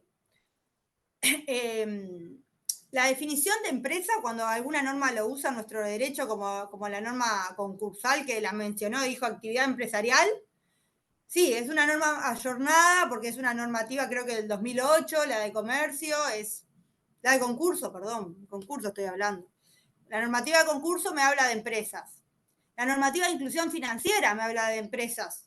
Pero nada nuestra normativa lo define. ¿Por qué? Porque son normas actuales, pero en una regulación que el Código de Comercio me habla de actos de comercio, o sea, no coincide. Entonces tenemos normas que me hablan de empresa, pero nada que lo defina. ¿Qué es una empresa? Nada me lo define, la legislación no me lo define. Entonces tenemos que recurrir al concepto económico. Y el concepto económico me habla de combinar capital y trabajo. Y para que haya trabajo, tiene que haber un tercero que desarrolle esa actividad. O sea, no puede ser el propio titular, el titular el que la realice. Tiene que haber un dependiente. ¿Se entiende? ¿Sí, Nicolás? No sé si quedó la mano levantada la otra vez, Sí, capaz. me quedó la mano levantada. Pero eso, como recurrimos al concepto económico de empresa, porque en el derecho no nos lo define, vemos que hay una combinación de capital y trabajo y sí, tienen que haber trabajadores. Tiene que haber un esfuerzo de un tercero ajeno que no es el que va a sufrir las consecuencias patrimoniales, sino que solo lo hace por un sueldo. Pero del acto en sí no es quien sufre las consecuencias patrimoniales. Un ministerio público es una empresa, claro. Sí, sí. Un ministerio público, no sé, pensemos, el Ministerio, no sé, de Economía, ¿realiza acto de comercio? O sea, tenemos que verlo mejor con más detenimiento, si capaz que alguno entra, pero en principio decimos, no, lo que él hace no es un acto de comercio. No hay un comerciante. Sin embargo, hay una empresa y bueno, sí, hay una combinación de capital destinado, tiene un presupuesto destinado para eso, tiene un montón de recursos humanos. ¿Hay una actividad empresarial? Sí, hay. ¿Y quién va a ser el empresario ahí?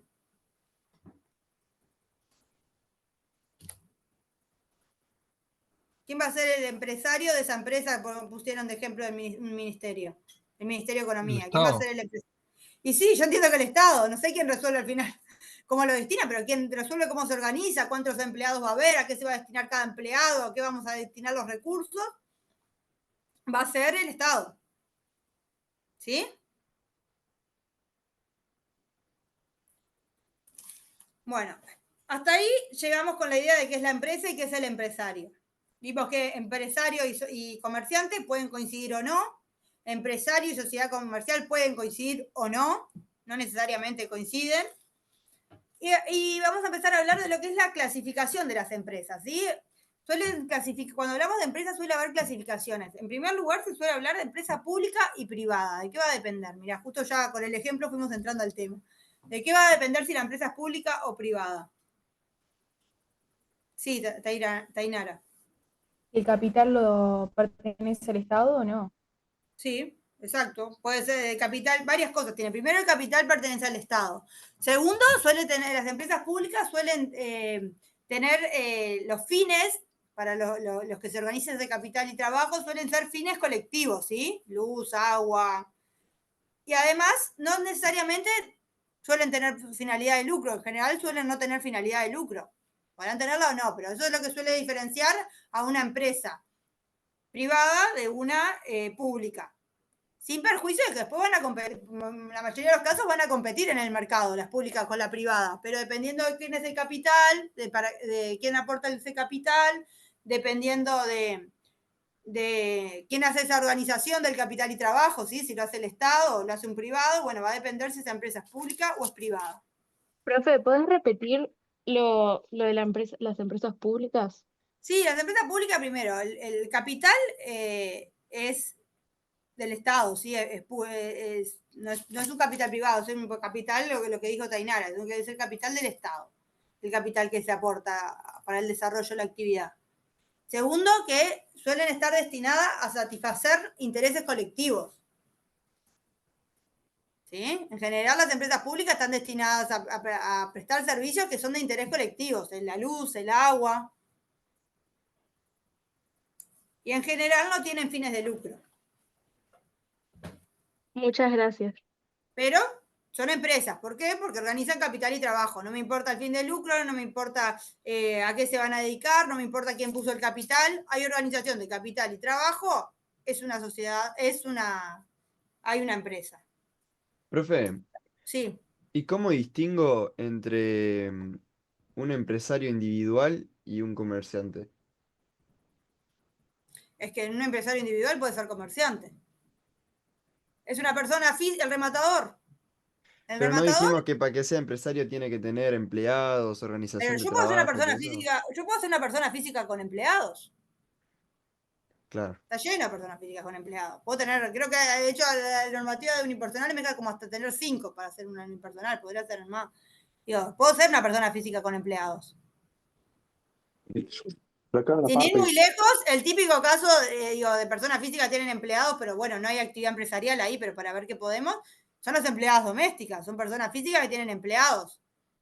Pero además de ese caso puntual, donde ahí sí no hay actividad empresarial, ahí yo puedo ser una persona física que contrato a alguien para que se encargue de realizar los vestidos. Yo tengo soy yo sola, tengo una tienda de vestidos que vendo, pero no me da pero no lo sé hacer. Bueno, yo compro la tela, contrato solo a una persona que se encarga de hacer el vestido y lo vendo.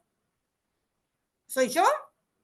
Matilde Upía Requintal, que contrata a una persona, y no tiene por qué ser una persona jurídica para contratar. Puede haber trabajo con una persona física. ¿Sí? ¿Quedó claro eso? Que no. Sí, impeca. Bueno, después dijimos que la primera clasificación era públicas y privadas. Después suele clasificarse según el sector productivo, en primarias, secundarias y terciarias, las empresas, según para qué se destinan. Generalmente las primarias tienen que ver con el uso de recursos naturales. Las secundarias tienen que ver más con la transformación de los bienes, ¿sí? Por ejemplo, automotores, textil. La primaria, ¿cuál es el típico ejemplo? No dije, pero está. Que utilizan recursos naturales, ¿qué empresas se les ocurre? ¿Dedicadas a qué? Campo. Y la minería, el agro. Exacto, minería, agricultura, ganadería.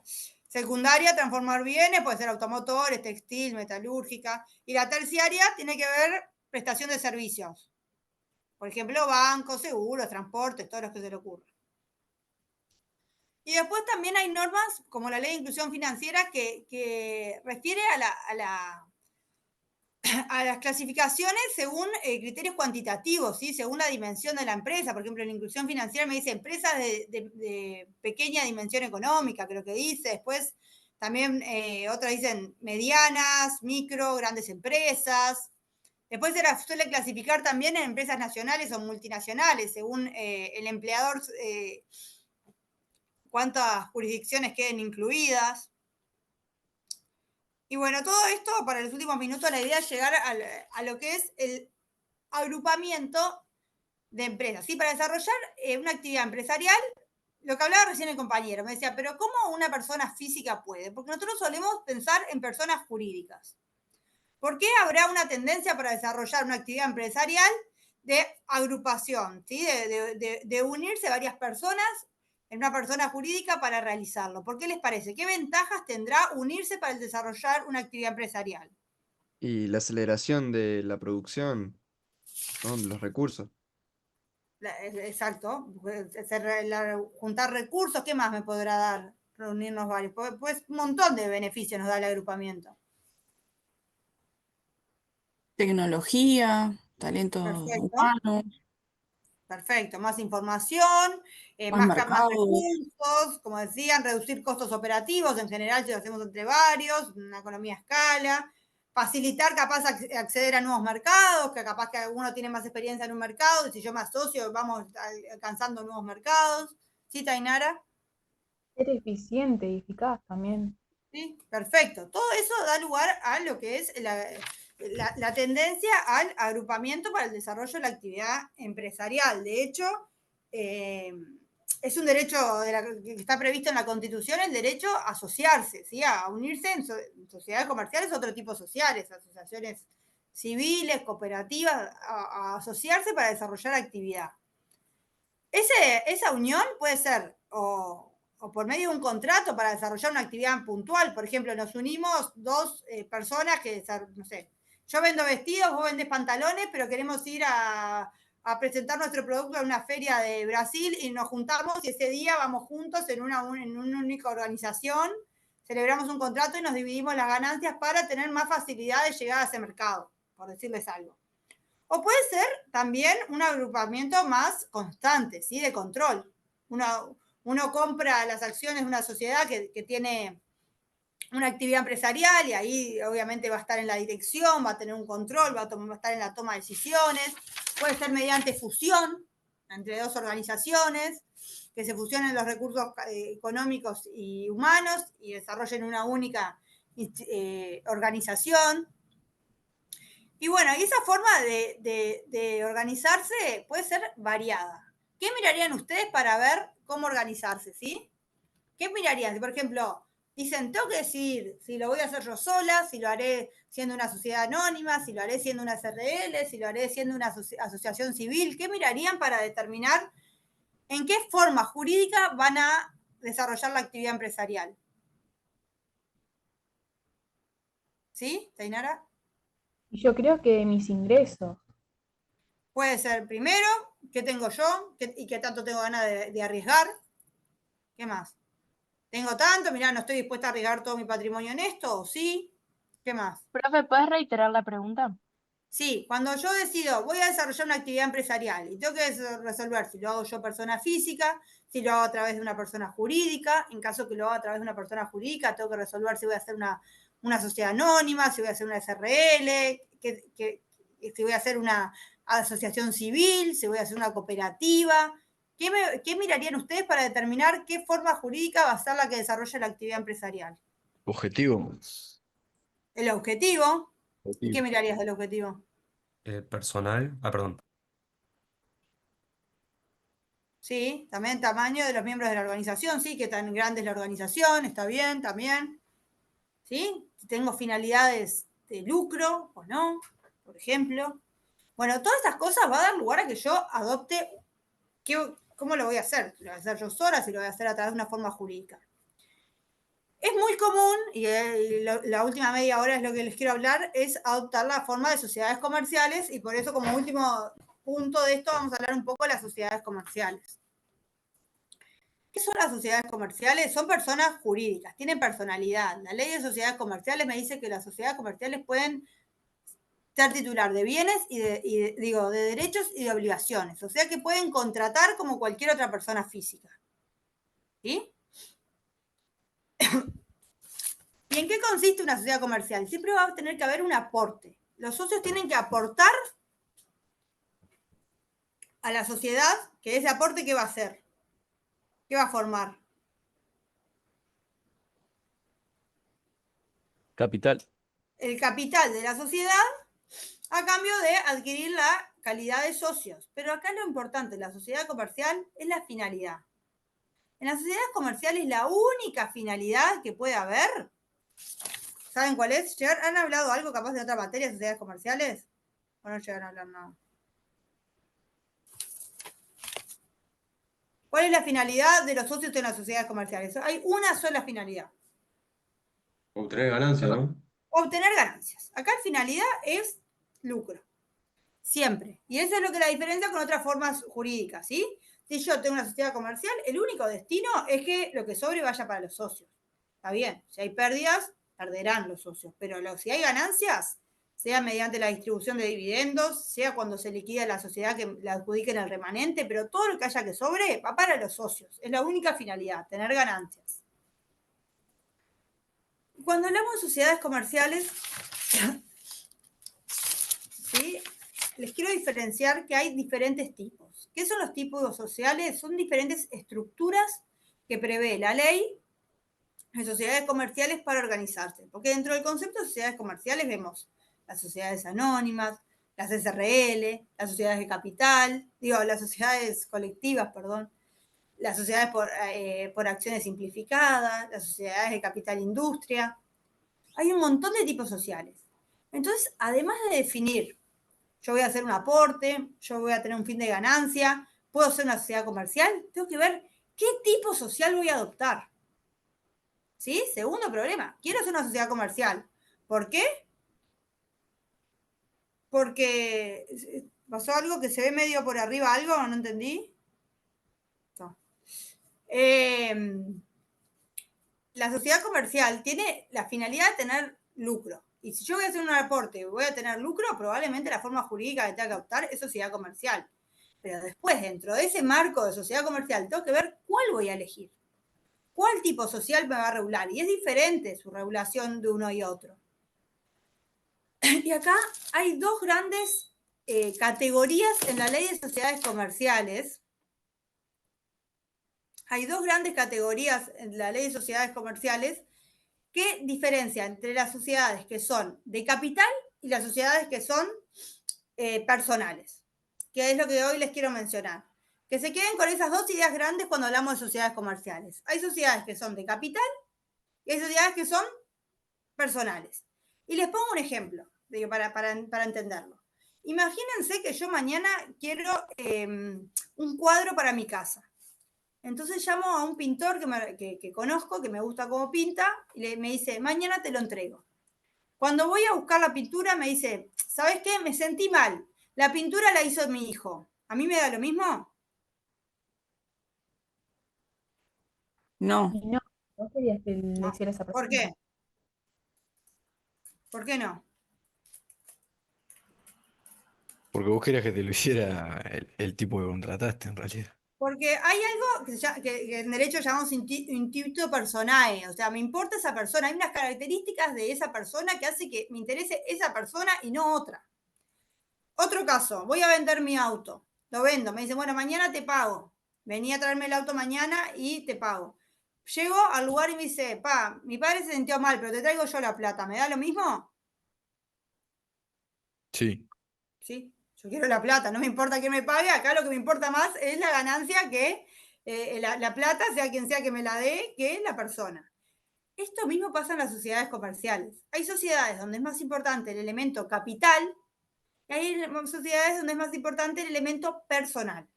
Por eso se diferencian entre sociedades de capital y las sociedades personales. ¿Cuál es la típica sociedad de capital?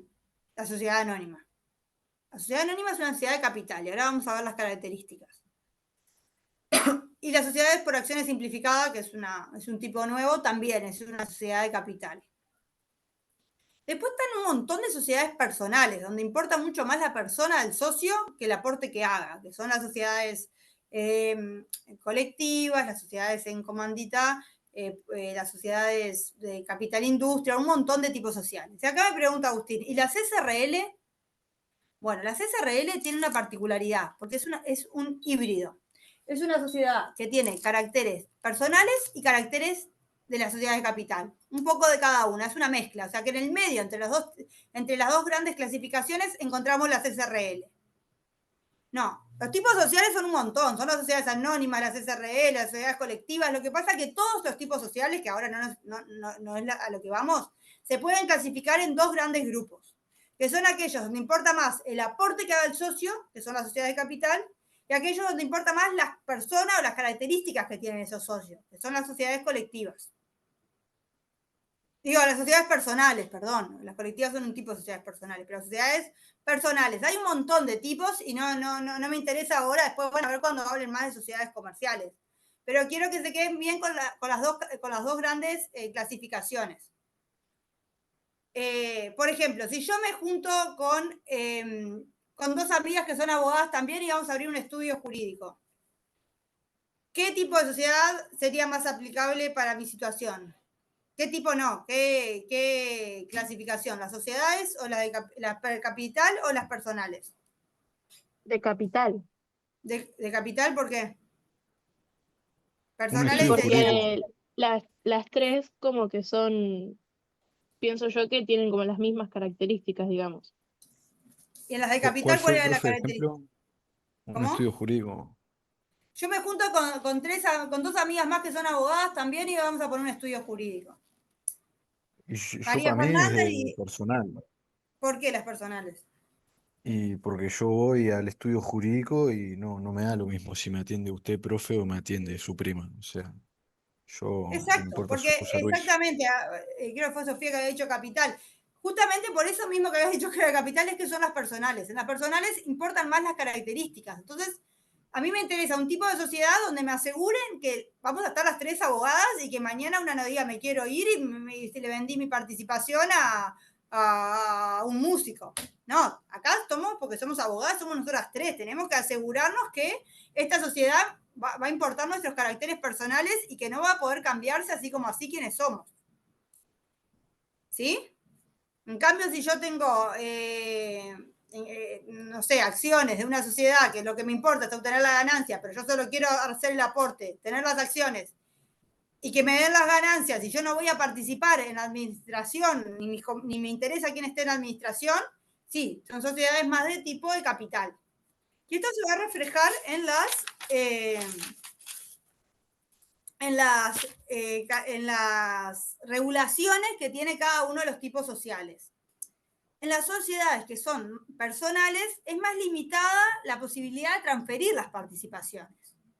Si somos tres abogadas, si yo quiero vender mi participación y digo, mira, no quiero formar más parte de este estudio, me quiero dedicar a otra cosa, ¿yo podré ir y venderle a cualquiera mi porcentaje en la sociedad? Y no. No.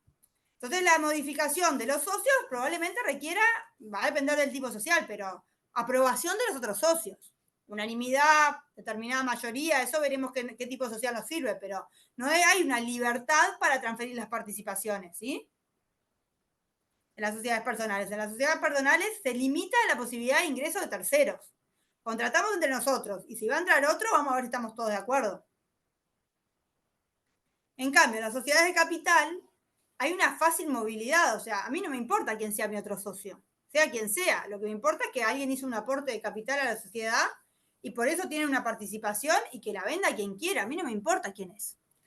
Entonces ahí hay una libertad de ingreso y salida y por eso los títulos en la participación en las sociedades de capital se representan en acciones, que son títulos que son fácilmente negociables. Un socio puede vender, un accionista puede vender y los otros socios no tienen ni por qué enterarse quién es su otro socio que la vendió.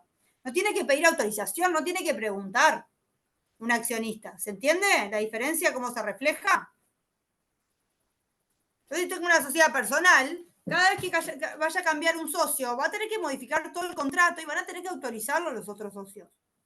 En cambio, en la sociedad por acciones, yo tengo un título que es un papel que es fácilmente negociable y puedo ir y venderlo por ahí. Los otros socios ni les pregunto, ni se enteran de quién es su socio. Puede cambiar sin que tengan que dar su autorización. ¿Hasta ahí se va entendiendo cómo se refleja en la regulación?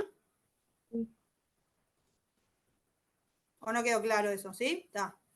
Y después también se va a ver en otras consecuencias. Por ejemplo, ¿qué pasa? Las vicisitudes que tengan los socios. Si un socio muere en una sociedad de personal, ¿qué va a pasar? ¿Pueden venir los herederos y entrar así como así? No. No.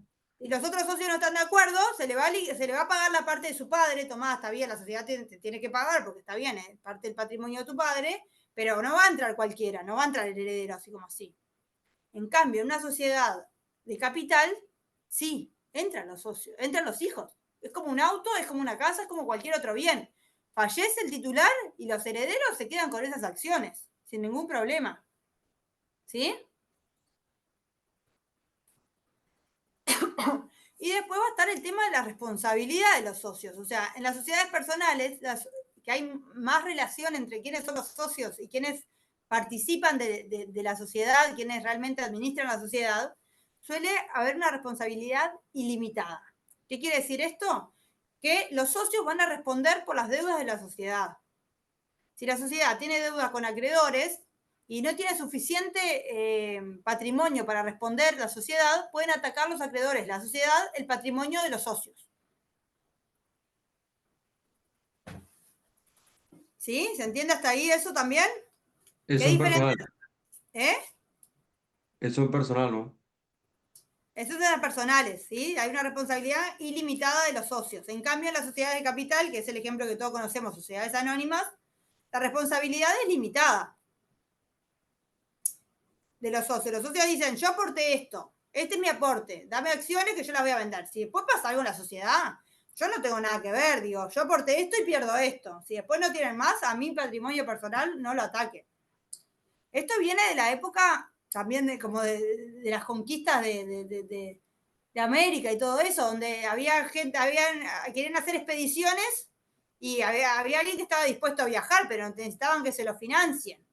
Entonces le decía, yo te doy la plata, ahora si vos haces el trabajo, ahora si vos perdés después, yo perdí esto, no me vengan a responder, yo no voy a responder por tu expedición, yo solamente estoy dispuesto a financiar con esto. Y de ahí surge el origen de lo que es hoy en día las sociedades de capital y especialmente las sociedades anónimas. Yo financio, después no respondo con más que lo que puse. Si después pasa algo, a mi patrimonio no lo tocas. Y además, este derecho que tengo a cobrar lo que ganes, lo puedo ir vendiendo por ahí, no me tengo que quedar yo esperando. ¿Se entiende la sociedad de capital cómo funciona? A diferencia de la personal, que contratamos nosotros tres, no va a venir cualquiera en tu lugar. Y vamos a responder los tres por esta sociedad. Estamos los tres comprometidos, tres o los que sean, ¿no? Estamos todos los socios comprometidos con este proyecto. Y si la sociedad no tiene suficiente para responder, responderemos nosotros con mi patrimonio personal. Hay menos separación entre la sociedad y sus socios.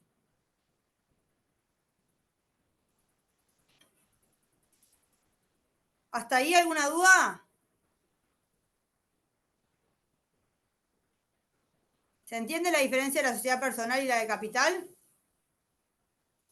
Sí. Está. Y ahora les voy a ir un pasito más de las sociedades personales y de capital, que es una situación más complicada. ¿Qué pasa si no es la sociedad la que tenga deuda, sino que es el socio de la sociedad? Un socio tiene acreedores. Su único bien en su patrimonio, el único activo que tiene, es participación en una sociedad comercial. Imagínense que la sociedad comercial es una sociedad anónima, o sea que el único bien que tiene en su patrimonio son acciones de una sociedad anónima. ¿Qué pueden hacer los acreedores del socio? Una sociedad de capital, él es accionista de una sociedad de capital. ¿Qué pueden hacer sus acreedores?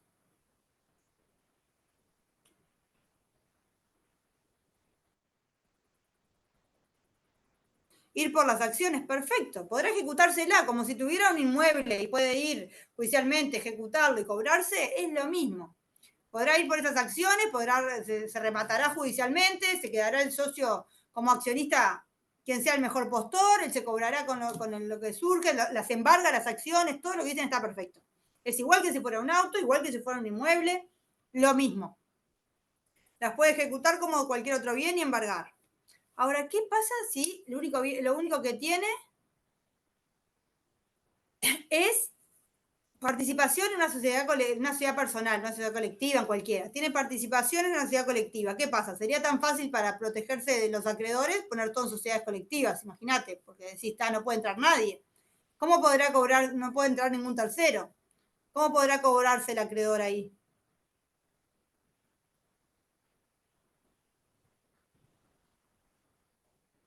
Bueno, ¿Cómo, ¿alguna profe? garantía que tenga la persona? ¿Cómo? ¿Con alguna garantía que tenga la persona? Y pero si no tiene, imaginemos que no tiene. Con las ganancias, está perfecto lo que dice Stephanie. Ahí se da una situación particular. Él no puede decir, ejecuto la participación y yo paso a ser el socio. No puede el tercero. No puede entrar a una sociedad personal porque si los otros socios no quieren, no puede entrar. Entonces, ¿qué es lo que puede hacer? Lo que dice Stephanie. Puede decir, te embargo tu participación, pero no la voy a ejecutar. Vos vas a seguir siendo el dueño, el socio. Pero hasta tanto me pagues, todas las ganancias que distribuya la sociedad van para mí. Se le notifica a la sociedad que esa participación está embargada y cada vez que se distribuyan utilidades, la parte de ese socio va para el acreedor. Pero ese acreedor nunca va a poder ser socio, ni ningún tercero. O sea, siempre quien va a tener voto, quien va a ser socio, va a seguir siendo el original, el deudor. Pero va a poder cobrarse el acreedor con las ganancias que reciba ese deudor. ¿Se entiende? Hasta tanto no le paguen a él todo, esa participación va a quedar embargada y nunca va a recibirla el socio, sino que va directo de la sociedad al acreedor, del socio. ¿Se entiende? ¿Ven la diferencia? Que en un caso se ejecuta como cualquier otro bien y esas acciones quedarán en manos de quien quede. Y va a haber un nuevo socio. En el segundo caso, las sociedades personales no va a poder entrar otro socio, pero sí voy a poder cobrarme con las ganancias que esta persona tenía derecho a recibir. ¿Se entiende? ¿Ok? Está, bueno, genial. Bueno, de lo que vimos hoy, a ver si queda claro, de lo que no fue resumen. Queda clara la idea de que la empresa es la organización de capital y trabajo, o sea, cómo organizo los recursos. Eso es la empresa, y el empresario es quien organiza los recursos. ¿Empresario podrá hacerse sociedad comercial? Sí o no. También puede ser persona física, también puede ser otra cosa. ¿Empresario puede ser comerciante? Sí o no. Si los actos de comercio cumplen al realizarlo con la organización de capital y trabajo, será también empresario. Si no, no será solo comerciante. Puede haber comerciante que sea empresario. Puede haber comerciante sin que haya empresario y puede haber empresario sin que haya comerciante, porque de una empresa de telecomunicaciones que no es acto de comercio, habrá un empresario, pero no hay un comerciante. Y bueno, después hablamos de la importancia a veces de definir cuál va a ser el empresario, qué forma jurídica adoptar. Si va a ser una persona física, si va a ser una persona jurídica. Y entre las personas jurídicas, la gran cantidad de opciones que hay y la trascendencia que tienen las sociedades comerciales por tener fines de lucro, ¿sí? Que siempre que quiera un fin de lucro, una sociedad comercial es el único fin que tiene, fines de lucro. Y cuando hablamos de sociedades comerciales, hablamos de personas jurídicas, son titulares de derechos y obligaciones, donde hay un aporte, volvemos a decir, hay un fin de lucro y que podemos clasificar en dos grandes grupos. Las sociedades de capital, donde me interesa más el aporte que la persona, las sociedades personales, donde me interesa más las características de las personas, de los socios, que su aporte, y en el medio está la SRL, que tiene un poquito de características de cada uno.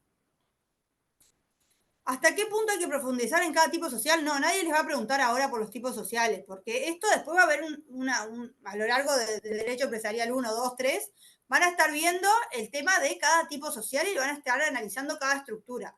Yo acá lo que quiero que se queden con la idea de que el empresario puede ser una sociedad comercial u otra forma jurídica o persona física, y que si es una sociedad comercial, no es lo mismo que sea cualquiera, que hay dos grandes grupos que son las sociedades de capital y las sociedades personales, que también me van a determinar, va a ser un tema trascendente para ver con qué forma jurídica voy a desarrollar mi actividad empresarial, que todo eso es lo que tengo que mirar para desarrollar mi actividad empresarial antes. Tengo que mirar antes para desarrollar mi actividad empresarial, entonces. Se les puede llegar a preguntar algo de sociedades colectivas y personales, cuáles son las diferencias a grandes rasgos, pero no se va a consultar sobre los tipos sociales, eso seguro.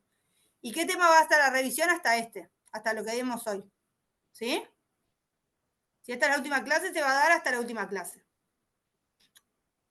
Igual de todas formas, sí, le hago un bosquejo. Me voy a fijar igual si no hay ya algo de otros años, porque creo que me habían dicho que habían visto, pero lo busco y se lo subo. Igual todos en el EVA les van a explicar, les van a decir bien hasta dónde va, ¿sí? O sea que el siguiente tema queda para el siguiente parcial. El siguiente, sí, lo que no se dio no va a ir. Basta lo que se vio. ¿Sí? Sí, pero no queda colgado, o sea, se da para el próximo parcial. Sí, se va para el próximo. ¿Va a haber alguna clase de dudas? Eso no sé, le tendría que preguntar a la catedrática, pero les pido que se los diga en el EVA. Si llega a ver, se los van a poner en el EVA. Yo eso no sé. Y hay un cuadro comparativo, sí, de entre capital y... Hay un cuadro comparativo y si no está en el esquema, igual yo se lo subo. Yo lo tengo de otros años y me parece que ya estaba, pero igual lo busco y se lo subo. Y tengo entendido que es virtual. Creo que había habido un problema que les habían puesto presencial, pero que ya estaba corregido, me habían dicho, ¿no? ¿Tienen presente eso? Creo que habían puesto P presencial en vez de LIA, pero ya se había consultado y habían dicho que era virtual, que se habían equivocado de LIA y lo iban a corregir. Ya debe estar. Es virtual, sí. Ya estaba corregido, sí. Sí, mirá, a mí me habían dicho que ya se había corregido de LIA, así que creo que ya está corregido. Pero igual es virtual. Quédense tranquilos que es virtual. Se habrán equivocado, pero es virtual. Profe, una consulta. Sí. La clase del jueves, ¿se va a dictar esta semana? ¿Qué jueves? ¿Por qué los jueves? La quincenal, la que se da cada 15 días. Que es solamente para No consultas. sé si que ahí está. No, debe haber, porque si no hubo la semana. La semana, no sé. No sé si cae. Tendría que fijarme en el cronograma, pero no lo tengo acá. No sé si cae esto. Dale. No te puedo contestar eso, bueno, no lo tengo claro. Bueno, cualquier duda. Gracias. Cualquier duda me pueden escribir y bueno, no sé, ¿alguna duda antes de terminar? ¿No? Bueno, entonces dejamos por acá. Bueno, y suerte en la revisión.